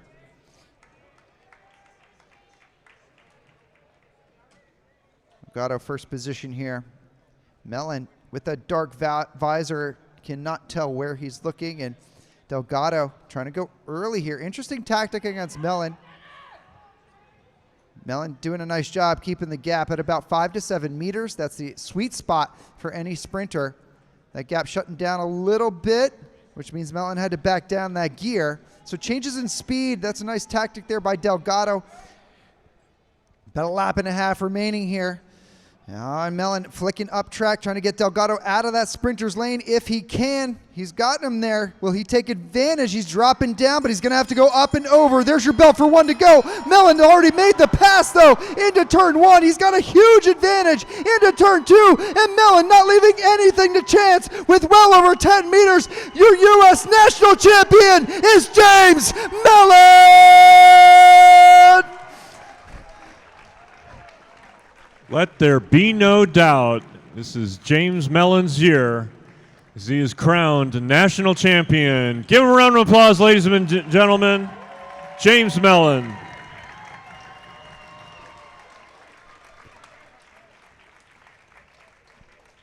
Fantastic race there by Mellon to hold that in control, and absolutely no question there. Mellon, fantastic year for him.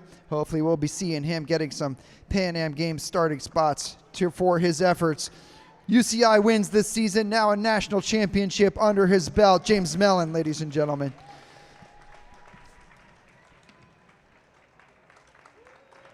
Second call for men's points race to the ready area. Your event will be coming up after the women's sprints. We only have 2 heats, so men's international Omnium points race. Please proceed to bike check and the ready area. Going to move on to the second ride in the bronze medal heat of the final round of the women's sprints. Sophia Shuhei will be starting from the inside. She won the first ride. Keely Cortman will be starting from the outside with the blue helmet.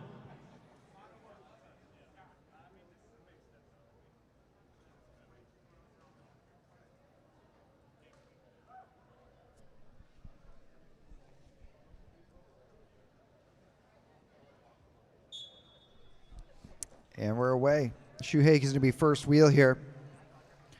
And that dark visor, also wearing the same ODP kit that Sandor Delgado had on a few minutes ago. The USA Cycling's program, the Olympic Development Program, fantastic new initiative by USA Cycling. If you haven't heard about it yet, definitely check it out at usacycling.org. Shuhei selected for that program along with Kayla Hankins, but Shuhei now finding herself into a medal ride here at National Championships, facing off against Kortman. Shuhei took the first ride, so if she takes the second ride, she will find herself on the podium at the Elite National Championships here. Even though she is a junior herself, just like Delgado, she will find herself wearing a medal around her neck. Coming into a little under a lap and a half to go. Shuhei still with the advantage here. She's protecting that sprint lane. There is your bell coming out of turn 4. Shuhei checking the shoulder. She's got to commit to that sprint if she wants it because Kortman's hunting her down. Now Kortman into the draft. Can Kortman pull even on sprints here? And Shuhei out of the saddle. Shuhei trying to wind up that gear. She's got the advantage into 4. And Shuhei kicking it. Shuhei, your bronze medalist this year at the U.S. National Championships for sprinting.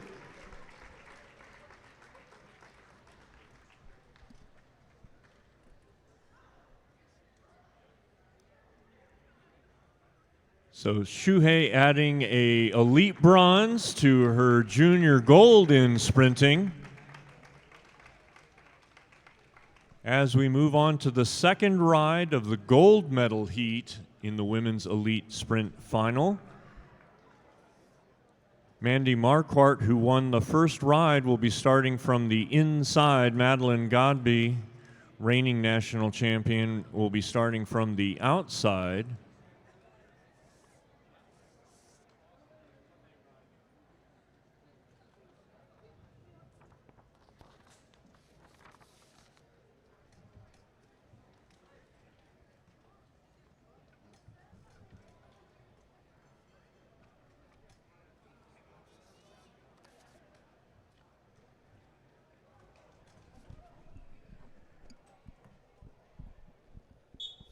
And we're away, ladies and gentlemen. This will be potentially a gold medal ride. Remember, we do go to 3, so if Godby can pull even here, we'll go right to another ride between these two. Mandy Marquardt, first wheel, coming from Allentown, Pennsylvania. Grew up for a few years in Germany, getting to race a little bit over in Europe as a junior, and then coming back to America, where she spent all of her time racing at T-Town. She's first wheel right now, checking over her shoulder at Maddie Godby from Colorado. Louisville, Colorado, to be specific. Godby, a professional Kirin racer in Japan, the first American to ever be invited to race in the girls track program in Japan. So a lot of experience here. Godby also winning World Cups in this event. So Godby can do what she can here. Marquardt, though, first wheel right now, trying to maintain the control here. Godby unable to get into that sprint lane. And as we're hearing that bell, we're coming into one final lap to go. Marquardt trying to push her up a little bit. Godby going to try to dive down here, make a run at Marquardt. Marquardt, though, coming out of the saddle. She's kicking hard. She wants this gold medal. She wants this U.S. National Championship. Godby's trying to get there, and Marquardt is your new national champion on the track. And it's Mandy's year, fastest woman on wheels and national champion. Madeline Godby gets the silver medal.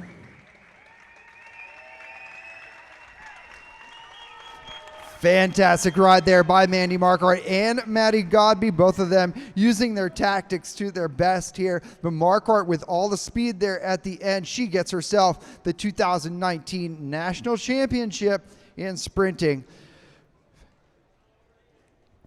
So we're getting ready for our final race of the evening before we go to awards. It will be the fourth and final race in the men's international Omnium. It will also be a points race. It will be 25 kilometers, 100 laps, 10 sprints for the men.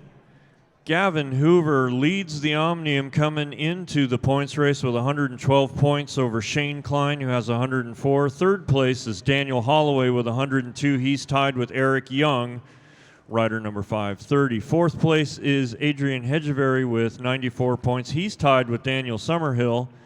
Ryan Jastrab currently sits in 7th with 80 points. Those are the top of the leaderboard as we start to bring the riders out on track.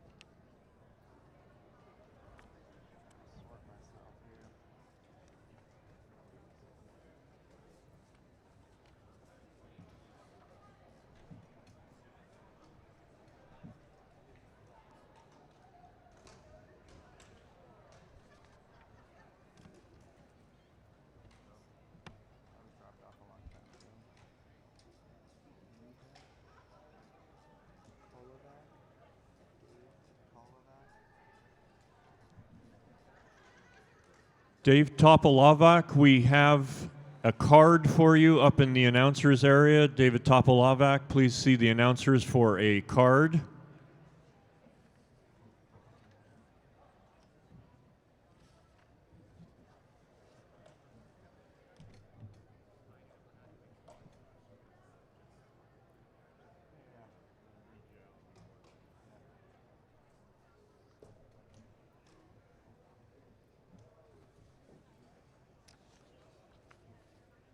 Your leader, rider number 534 at the balustrade, Gavin Hoover, in the blue with the black helmet. Second place at the blue band with the white top, blue leggings, Shane Klein. Last call, Brendan Hodgins. Brendan Hodgins.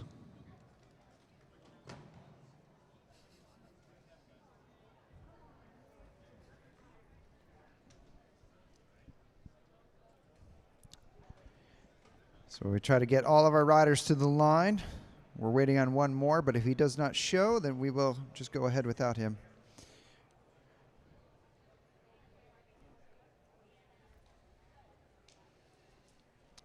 It sounds like we're all here.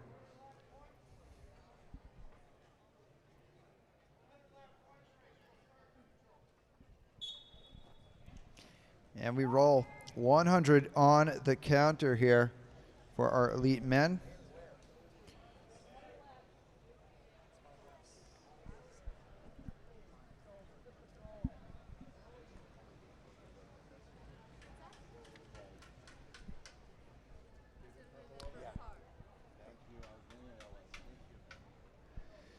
So in this race here tonight, we're going to have some fantastic bike races, and Danny Summerhill is going to hit out hard just to try to pop a few riders off the back early, get rid of riders he does not want to mix up in the sprint here. Summerhill off to the early lead there with Hoover right there. So Hoover is your current Omnium leader.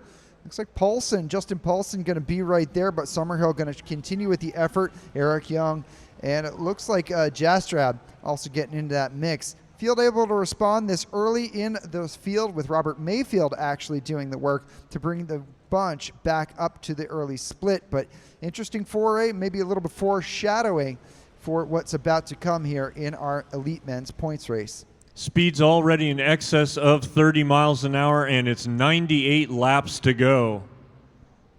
Hoover now off the front, quarter of a lap lead on the field almost. Yeah, currently being chased by Shane Klein, second place. Yeah, let's not forget that Gav has a lot of team pursuit experience in his legs, but looks like Adrian Hedgevery is going to come out of the bunch here to try to get across. Hedgevery not having any companions there, so Hedgevery trying to bridge across to Hoover. Those two athletes both having represented the United States at World Cups, a lot of experience together. Sometimes time off the bike is as important as time on the bike. These two having traveled the world together, now racing together. Hedgevery off to an early lead here in front of our elite men's points race. Hedgevery at 37 miles an hour. We got bridging, two riders trying to bridge. It looks like Butts Savage and maybe Eric Young with 94 to go. We're 1 kilometer out from the first set of points. Let's remember, Hedgeberry was leading the Omnium until we got into the elimination. He was called out fairly early for him, and then Hoover actually took over the lead in the elimination. So these two riders are becoming friends right now on the track to try to help each other out. If Hoover can get himself a few more points to extend his advantage over the rest of the field, he would love to do so, but Hedgeberry is here trying to get himself back onto the podium. Meanwhile, Young and Butts Savage trying to get themselves much higher up in the overall. Young currently sitting in 4th place, tied with Daniel Holloway in the overall.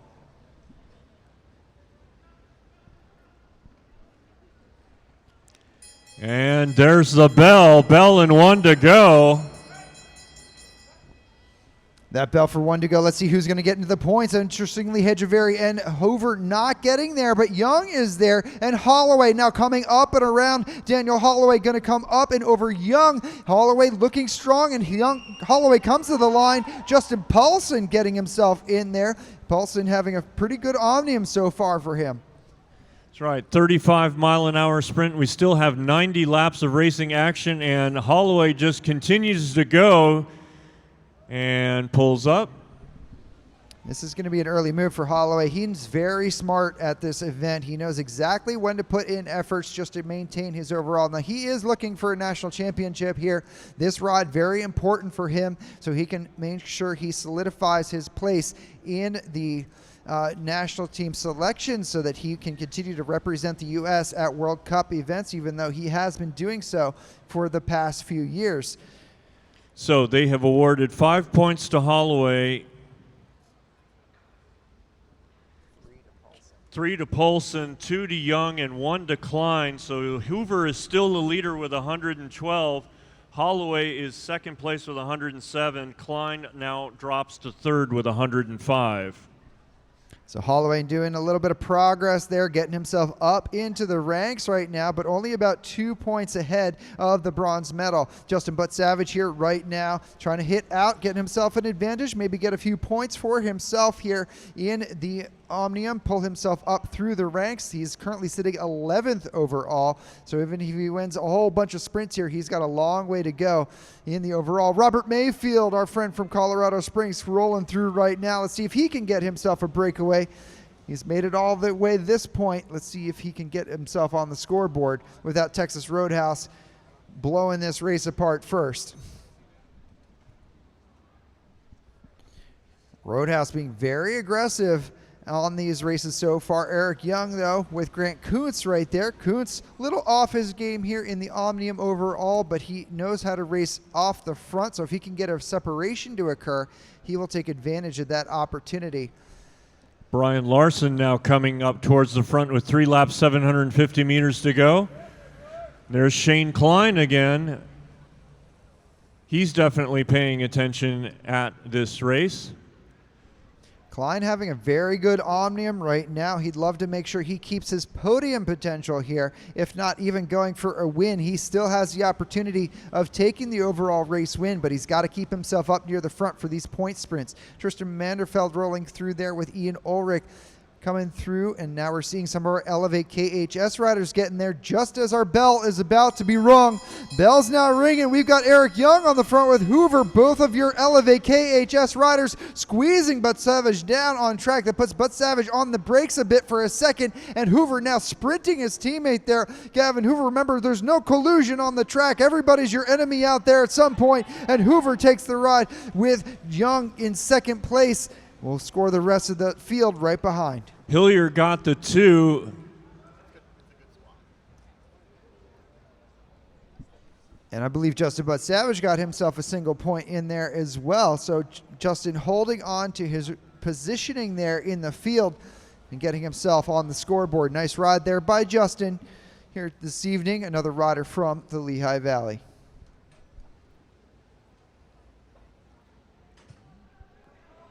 This looks like it's going to be Tristan Manderfeld off the front at the moment, working with number 509 out there, Jeremy Caudill. So Caudill and Manderfeld, but now coming across from the field is going to be Hedgevery one more time. Adrian Hedgevery looking for soft spots in this field. He may have found one. Hedgevery goes. Colby Lang trying to follow it. Lang getting caught up in traffic, though, so Hedgevery with a nice advantage right now. Lang got caught up with those two riders as they made a swing up track, and Lang had to back off the effort, and that gave Hedgevery the advantage we see now. 76 laps to go, though, so still a long way until we start to see points accumulating for Hedgevery out there. Let's see if he can hold the mark.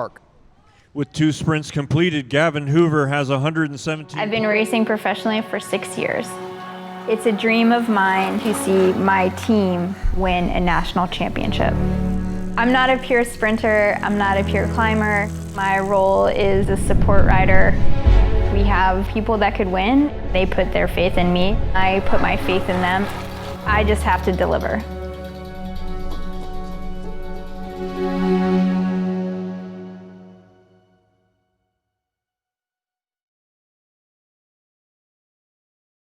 Three laps, 750 meters to go for the next sprint. That'll be the third of 10 sprints today. If you're just joining us back here on our live stream, welcome back. And if you're here in the VELO Sports Center, you're watching Adrian Hedgevery as your leader on the track right now. He attacked after the last point sprints, and he is trying to get himself a full lap on the field. He is about to do so. He is well within about 30 meters of the back of the track here, and what we are about to hear the bell. Look at the field dynamic at the front as Young drops down track. He does not want to allow Hedge to make the lap here, but here's the bell for Hedgevery as he's staying nice and focused, nice and even, keeping the speed right where he needs it to be, because he knows eventually that field will ease up as we're seeing 71 to go. These guys all over the place right now. Holloway not willing to chase as we've got Hedgevery here with 5 maximum points. He will take those max points. Looking back at the field, let's see if Mayfield can get himself right there. Hoover will come up over the top. Hoover gets it. Mayfield on the board, and Grant Kuntz also scoring there. So nice ride there by Mayfield and Kuntz to get themselves there. Now they want to get on that draft because Hedgevery has now made the lap. Hedgevery 20 plus points in the overall. Your leaders are now going to be Hoover, Kuntz, and Mayfield. So that'll move up Hedgevery to second place. We'll get that point total for you momentarily. 68 laps remaining. We are 2K outside the next sprint. Our leaders here, Gavin Hoover, Grant Kuntz, and Robert Mayfield. Fantastic racing here by Mayfield, just holding on to these wheels right now. Mayfield, a coach in Colorado Springs, and sometimes he does a lot more talking about bike racing than actually racing bike racing, so great to have him here, but he's got to hold on here because we're about to leave this station with Holloway and Polson coming away out of the field. Holloway's going to go. Holloway not pleased with Polson there as he took a short pull there, interfering with the ability of Holloway to go as Klein takes advantage of the hesitation. Klein gets across, and now we've got that chase group. But here are your leaders at the start-finish line with 66 to go. So the new point totals. First place, Gavin Hoover, 120 points. Second place, Adrian Hedgevery with 119. Third place, Daniel Holloway with 107, tied with Eric Young, rider 530. Fifth place now is Shane Klein, rider 517, with 105. 64 laps to go, 1 kilometer to go for points. So if this group can make that lap with Hoover, that of course would absolutely solidify a U.S. national championship for him. So that's exactly what he's trying to do, and this is an opportunity, ladies and gentlemen. This track is all upfield right now, so though Hedgevery made it across, he may have to try to go again because Hoover has now made the lap with Grant Kuntz and Robert Mayfield. So those three will catapult themselves up through the ranks, and Hoover now with 140 points. Hedgevery goes again off the front. Well, we're getting another earthquake.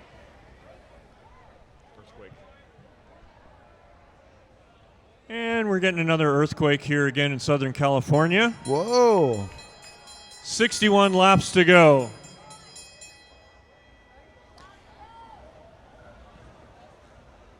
That's not just the bike racing happening, ladies and gentlemen. We got some full-on tectonic action going out there, and Hedgevery is contributing to it, laying down the power. He's going to go up track, and he is not going to continue there, but my goodness, LA has been a lot of fun here today as Alfred is going to check in on our status here using his space knowledge. 59 laps to go. 59 laps to go, and we have Summerhill going out one more time. Okay, so Hedgevery picked up 5, Holloway 3, Eric Young 2, Jastrab 1 in that sprint. Your leader, Gavin Hoover with 140 points, Adrian Hedgevery with 124. Third place, Holloway with 110. Eric Young with 109 in fourth place. Shane Klein in fifth with 105. 57 laps to go. So if Klein and Summerhill can make this lap, that'd be good for them. But, oh my goodness, Hoover unstoppable here tonight. My goodness, if you're watching the live feed, you're missing out because you should be here because these guys are putting on a heck of a show for us tonight. As Klein is off the front with Hoover one more time. If Hoover can make another lap, talk about unbeatable here tonight. Absolutely deserving of his U.S. national title if he can get it. Hoover contributing to the tremors here in the VELO Sports Center as he's just laying down the power right now with Klein, Summerhill, and now Tristan Manderfeld, I believe, off the front with, looks like Hedgevery is there too. So Hedgevery getting himself across there. Nice ride by all of your separated 5 athletes from the peloton. Excuse me, that is not Manderfeld. That's actually Brian Larson, I believe. Oh, no. That is, in fact, Simon Lynn. So a number of U.S. military riders, not Manderfeld. That is going to be Lynn out there. Simon Lynn getting himself separated from the bunch. 53 laps to go, 750 meters to go for points at the halfway. 50 laps in, 50 laps to go.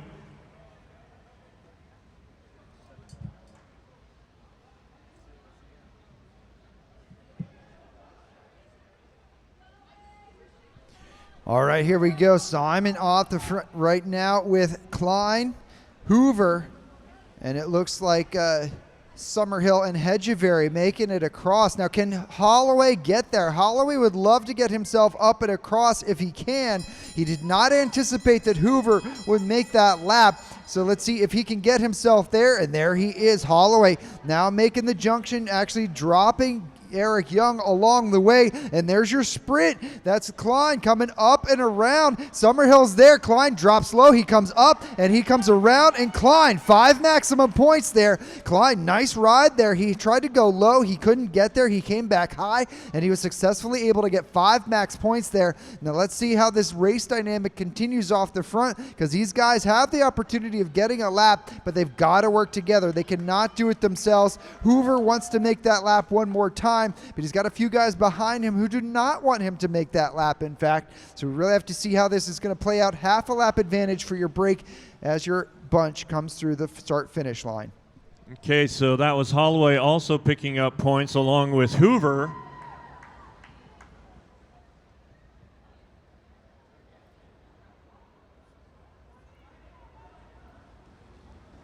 Two kilometers remaining until the next sprint. So 47 laps to go here for Summerhill. Hedgevery looks like Young finally made it into the move with Gavin Hoover, Shane Klein, Daniel Holloway, and I believe that's Simon Lynn there. So these guys rolling through here, your bunch unable to match the speeds of your breakaway, and Summerhill really putting in the dig here as he wants to get himself across, putting all these guys into the top of the field here. All right, so it was in that last sprint, Shane Klein picking up the 5, Adrian Hedgevery the 3, Hoover the 2, Holloway the 1, the new point totals with 45 laps remaining. Gavin Hoover 142 points, Adrian Hedgevery 127, third place Daniel Holloway with 111, but Shane Klein knocking on the door in fourth position with 110 points. Right behind him, Eric Young with 109. It's going to get very exciting here, ladies and gentlemen, in the last half of the race. 11 kilometers to go, but 1K to go for points. 750 meters for points. It's a very interesting tactical decision here. So Summerhill and Simon Lynn will make the lap there. Meanwhile, this group deciding not to take the lap. They want to go for points. They want to start collecting points. That's the gamble you can take here, where you drop off the back of the field. So Simon and Summerhill, 20-point advantage. But you got yourself, your leaders are still down here in turn number 4 with 42 to go. They want points right now. That's what they're doing. So they intentionally did not make that lap. They're playing some cat and mouse at the moment. This is a strategy. Now they have to see if they can get themselves a lap at some point, though, because that's the only way they're going to get themselves into podium potential at this time. So Summerhill just knocked Holloway off the podium by taking that lap, and we're going into a sprint. We are going into that sprint. Look at this drag race here by Holloway out of the saddle. We rarely see Holloway out of the saddle on the track, but he desperately wants these 5 max points. So Holloway will come around. Hoover in second, Klein in third, and Hedgeberry with 1 single point. Their speed much higher than the field, and Hoover will go across. So Hoover scoring up another lap. He's now up to 162 points in his overall. The rest will follow. So now we'll have another shuffling of the deck here in our bike race. Gavin Hoover on fire tonight, taking multiple laps on this high caliber field.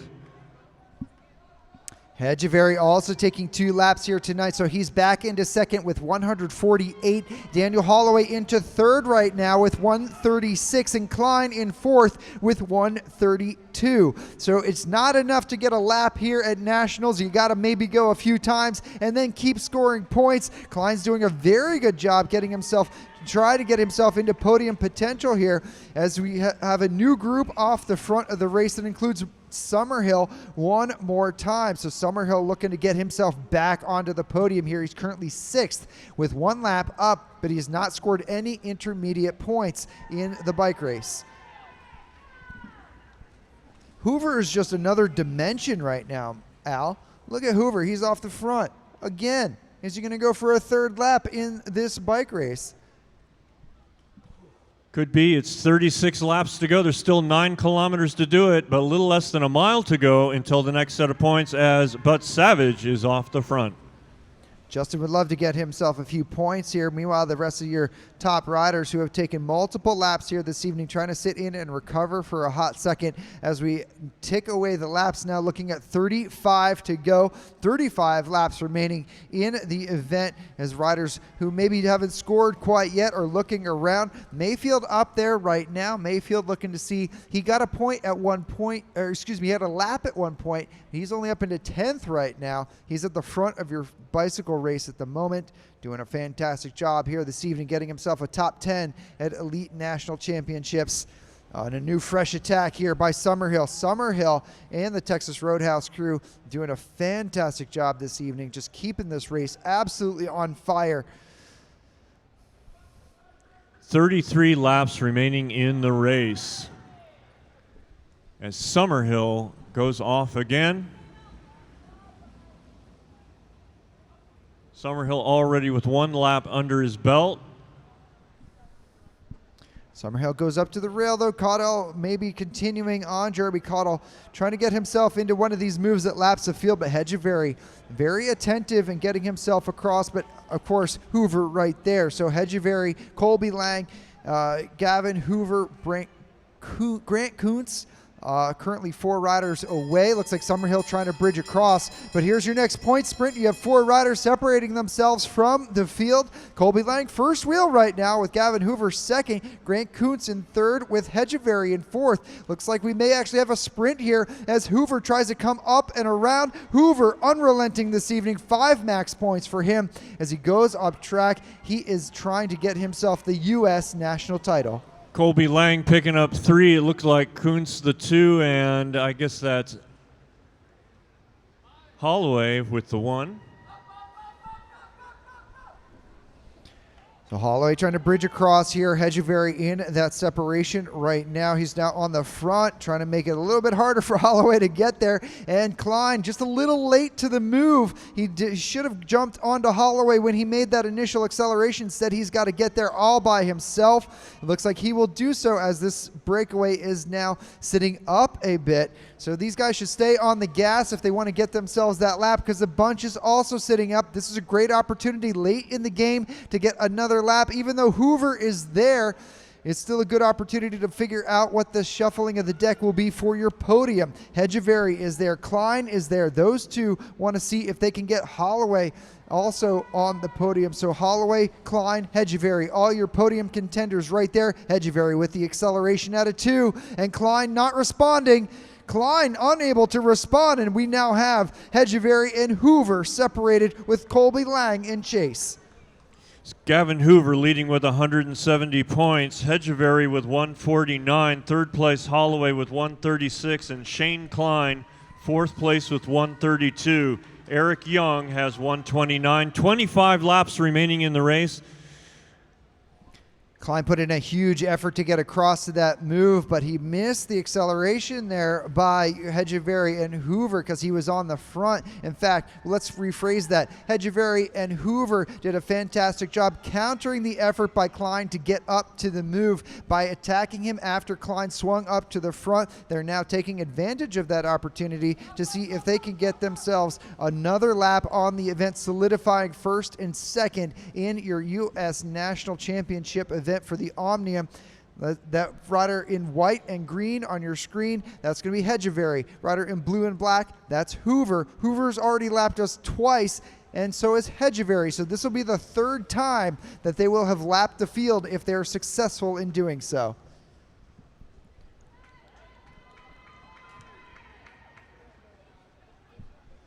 Oh, and they're getting close as they get in the final few meters, but oh, here comes that bell for, there it is. So they may have been, there it is. They're now still being scored as the leaders. So Hedgeberry and Hoover still scored as the leaders. No lap yet awarded for them.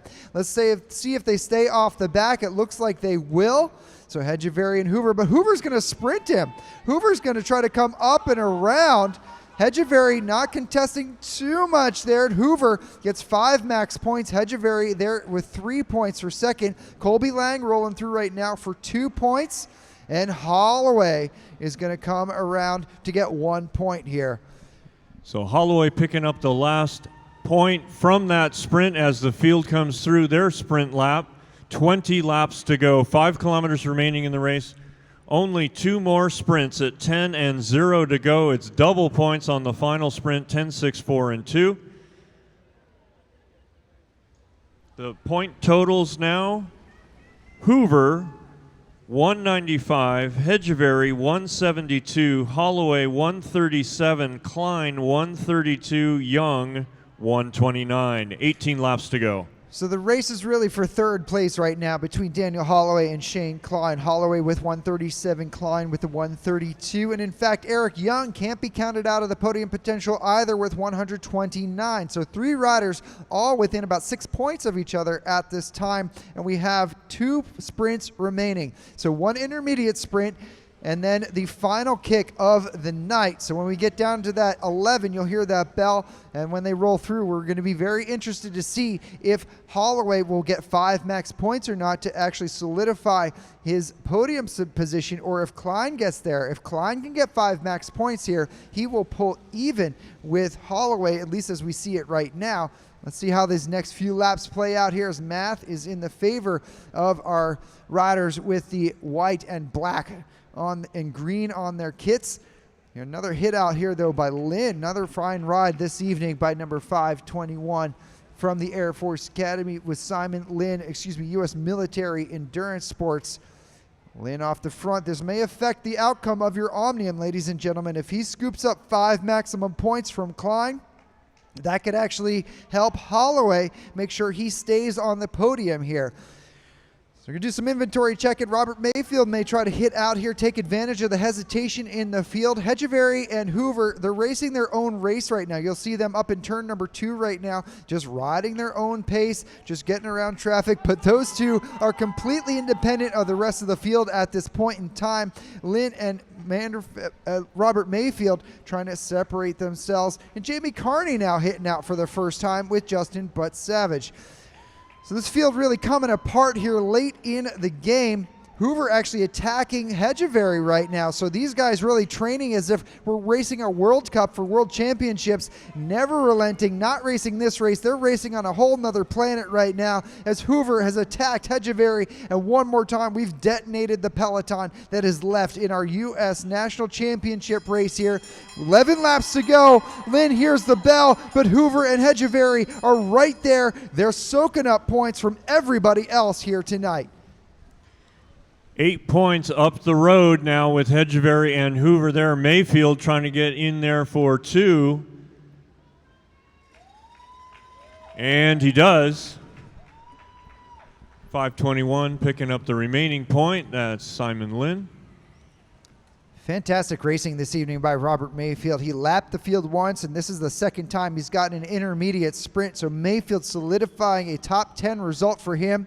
Absolutely fantastic. That's your rider on the front right now with the white on his back, black on the shorts. Robert Mayfield from Colorado Springs mixing it up with 2 riders who represent the United States at World Cup Championship events, and they've also represented the U.S. at World Championships themselves. Here we go. So Hedgeberry and Hoover step above everybody else here tonight. They're working with Robert Mayfield right now. And the bunch, though, trying to make up for it. That's Klein doing all the chasing with Holloway right in tow. Holloway has no obligation to allow Klein to get anywhere right now. And that's exactly why Holloway goes up track. He's preserving his 3rd place in the Omnium by implementing that tactic. That's right, 5 points separating Holloway and Klein from the 3rd step on the podium. Hoover and Hedgeberry basically having locked it up now with 6 laps to go with 198 and 177 points apiece. But Holloway and Klein only separated by 5 points, 137 to 132. 6 laps to go. 6 laps remaining, ladies and gentlemen. If we're here in the VELO Sports Center, we've experienced a lot during this race. We've seen guys lap the field 3 times. We've experienced a little bit of shaking and moving here at the same time. So this is the time, though, for you guys to start making some noise and start bringing this house down as we get into the final laps with 5 to go here. You got Mayfield racing with World Championship representation for the United States with Hedgeberry and Hoover off the front. These are your leaders. Let's bring them home with only 4 laps remaining in the contest. These guys want to get themselves a fantastic race result here at the U.S. National Championships here in Carson, California. Here it comes, ladies and gentlemen. 3 laps to go. Let's make some noise here at the VELO Sports Center.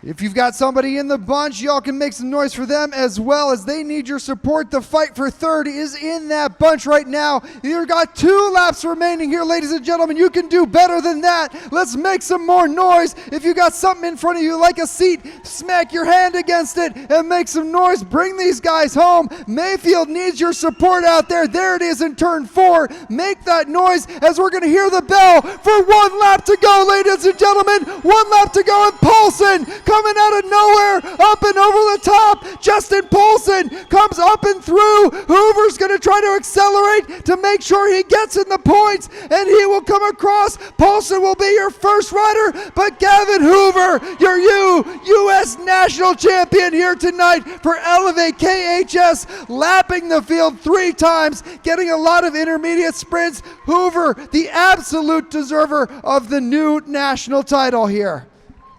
Give it up for him, ladies and gentlemen, Gavin Hoover.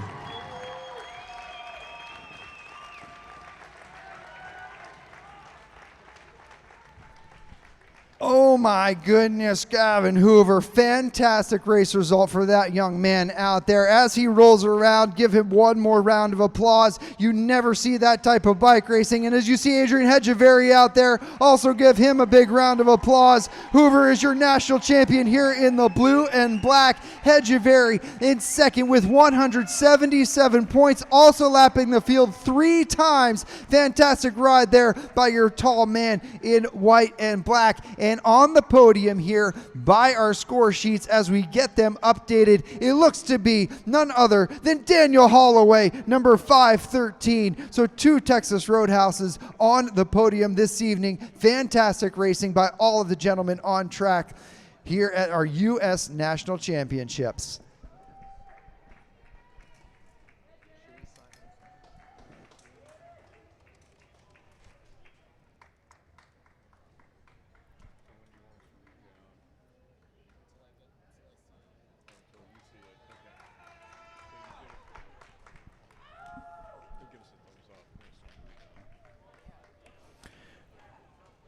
These guys talking to each other. Ladies and gentlemen, do stick around for our podium presentation. Alfred Nash will get that rounded out for us here. And Alfred Nash will take care of all of our podium presentations here at the end of the evening. And with that said, ladies and gentlemen, I'm going to take a break. My name is Gabe Lloyd. I've been thrilled to be here. Alfred Nash beside me has done a fantastic job through day number 4. We've crowned new national champions in our Omnium events and in our match sprints. Do come back tomorrow, though, for day number 5, where we'll have a lot of fantastic bike racing right here at the VELO Sports Center. Again, my name is Gabe Lloyd. I'm with Alfred Nash, and we'll see you tomorrow right here in Los Angeles.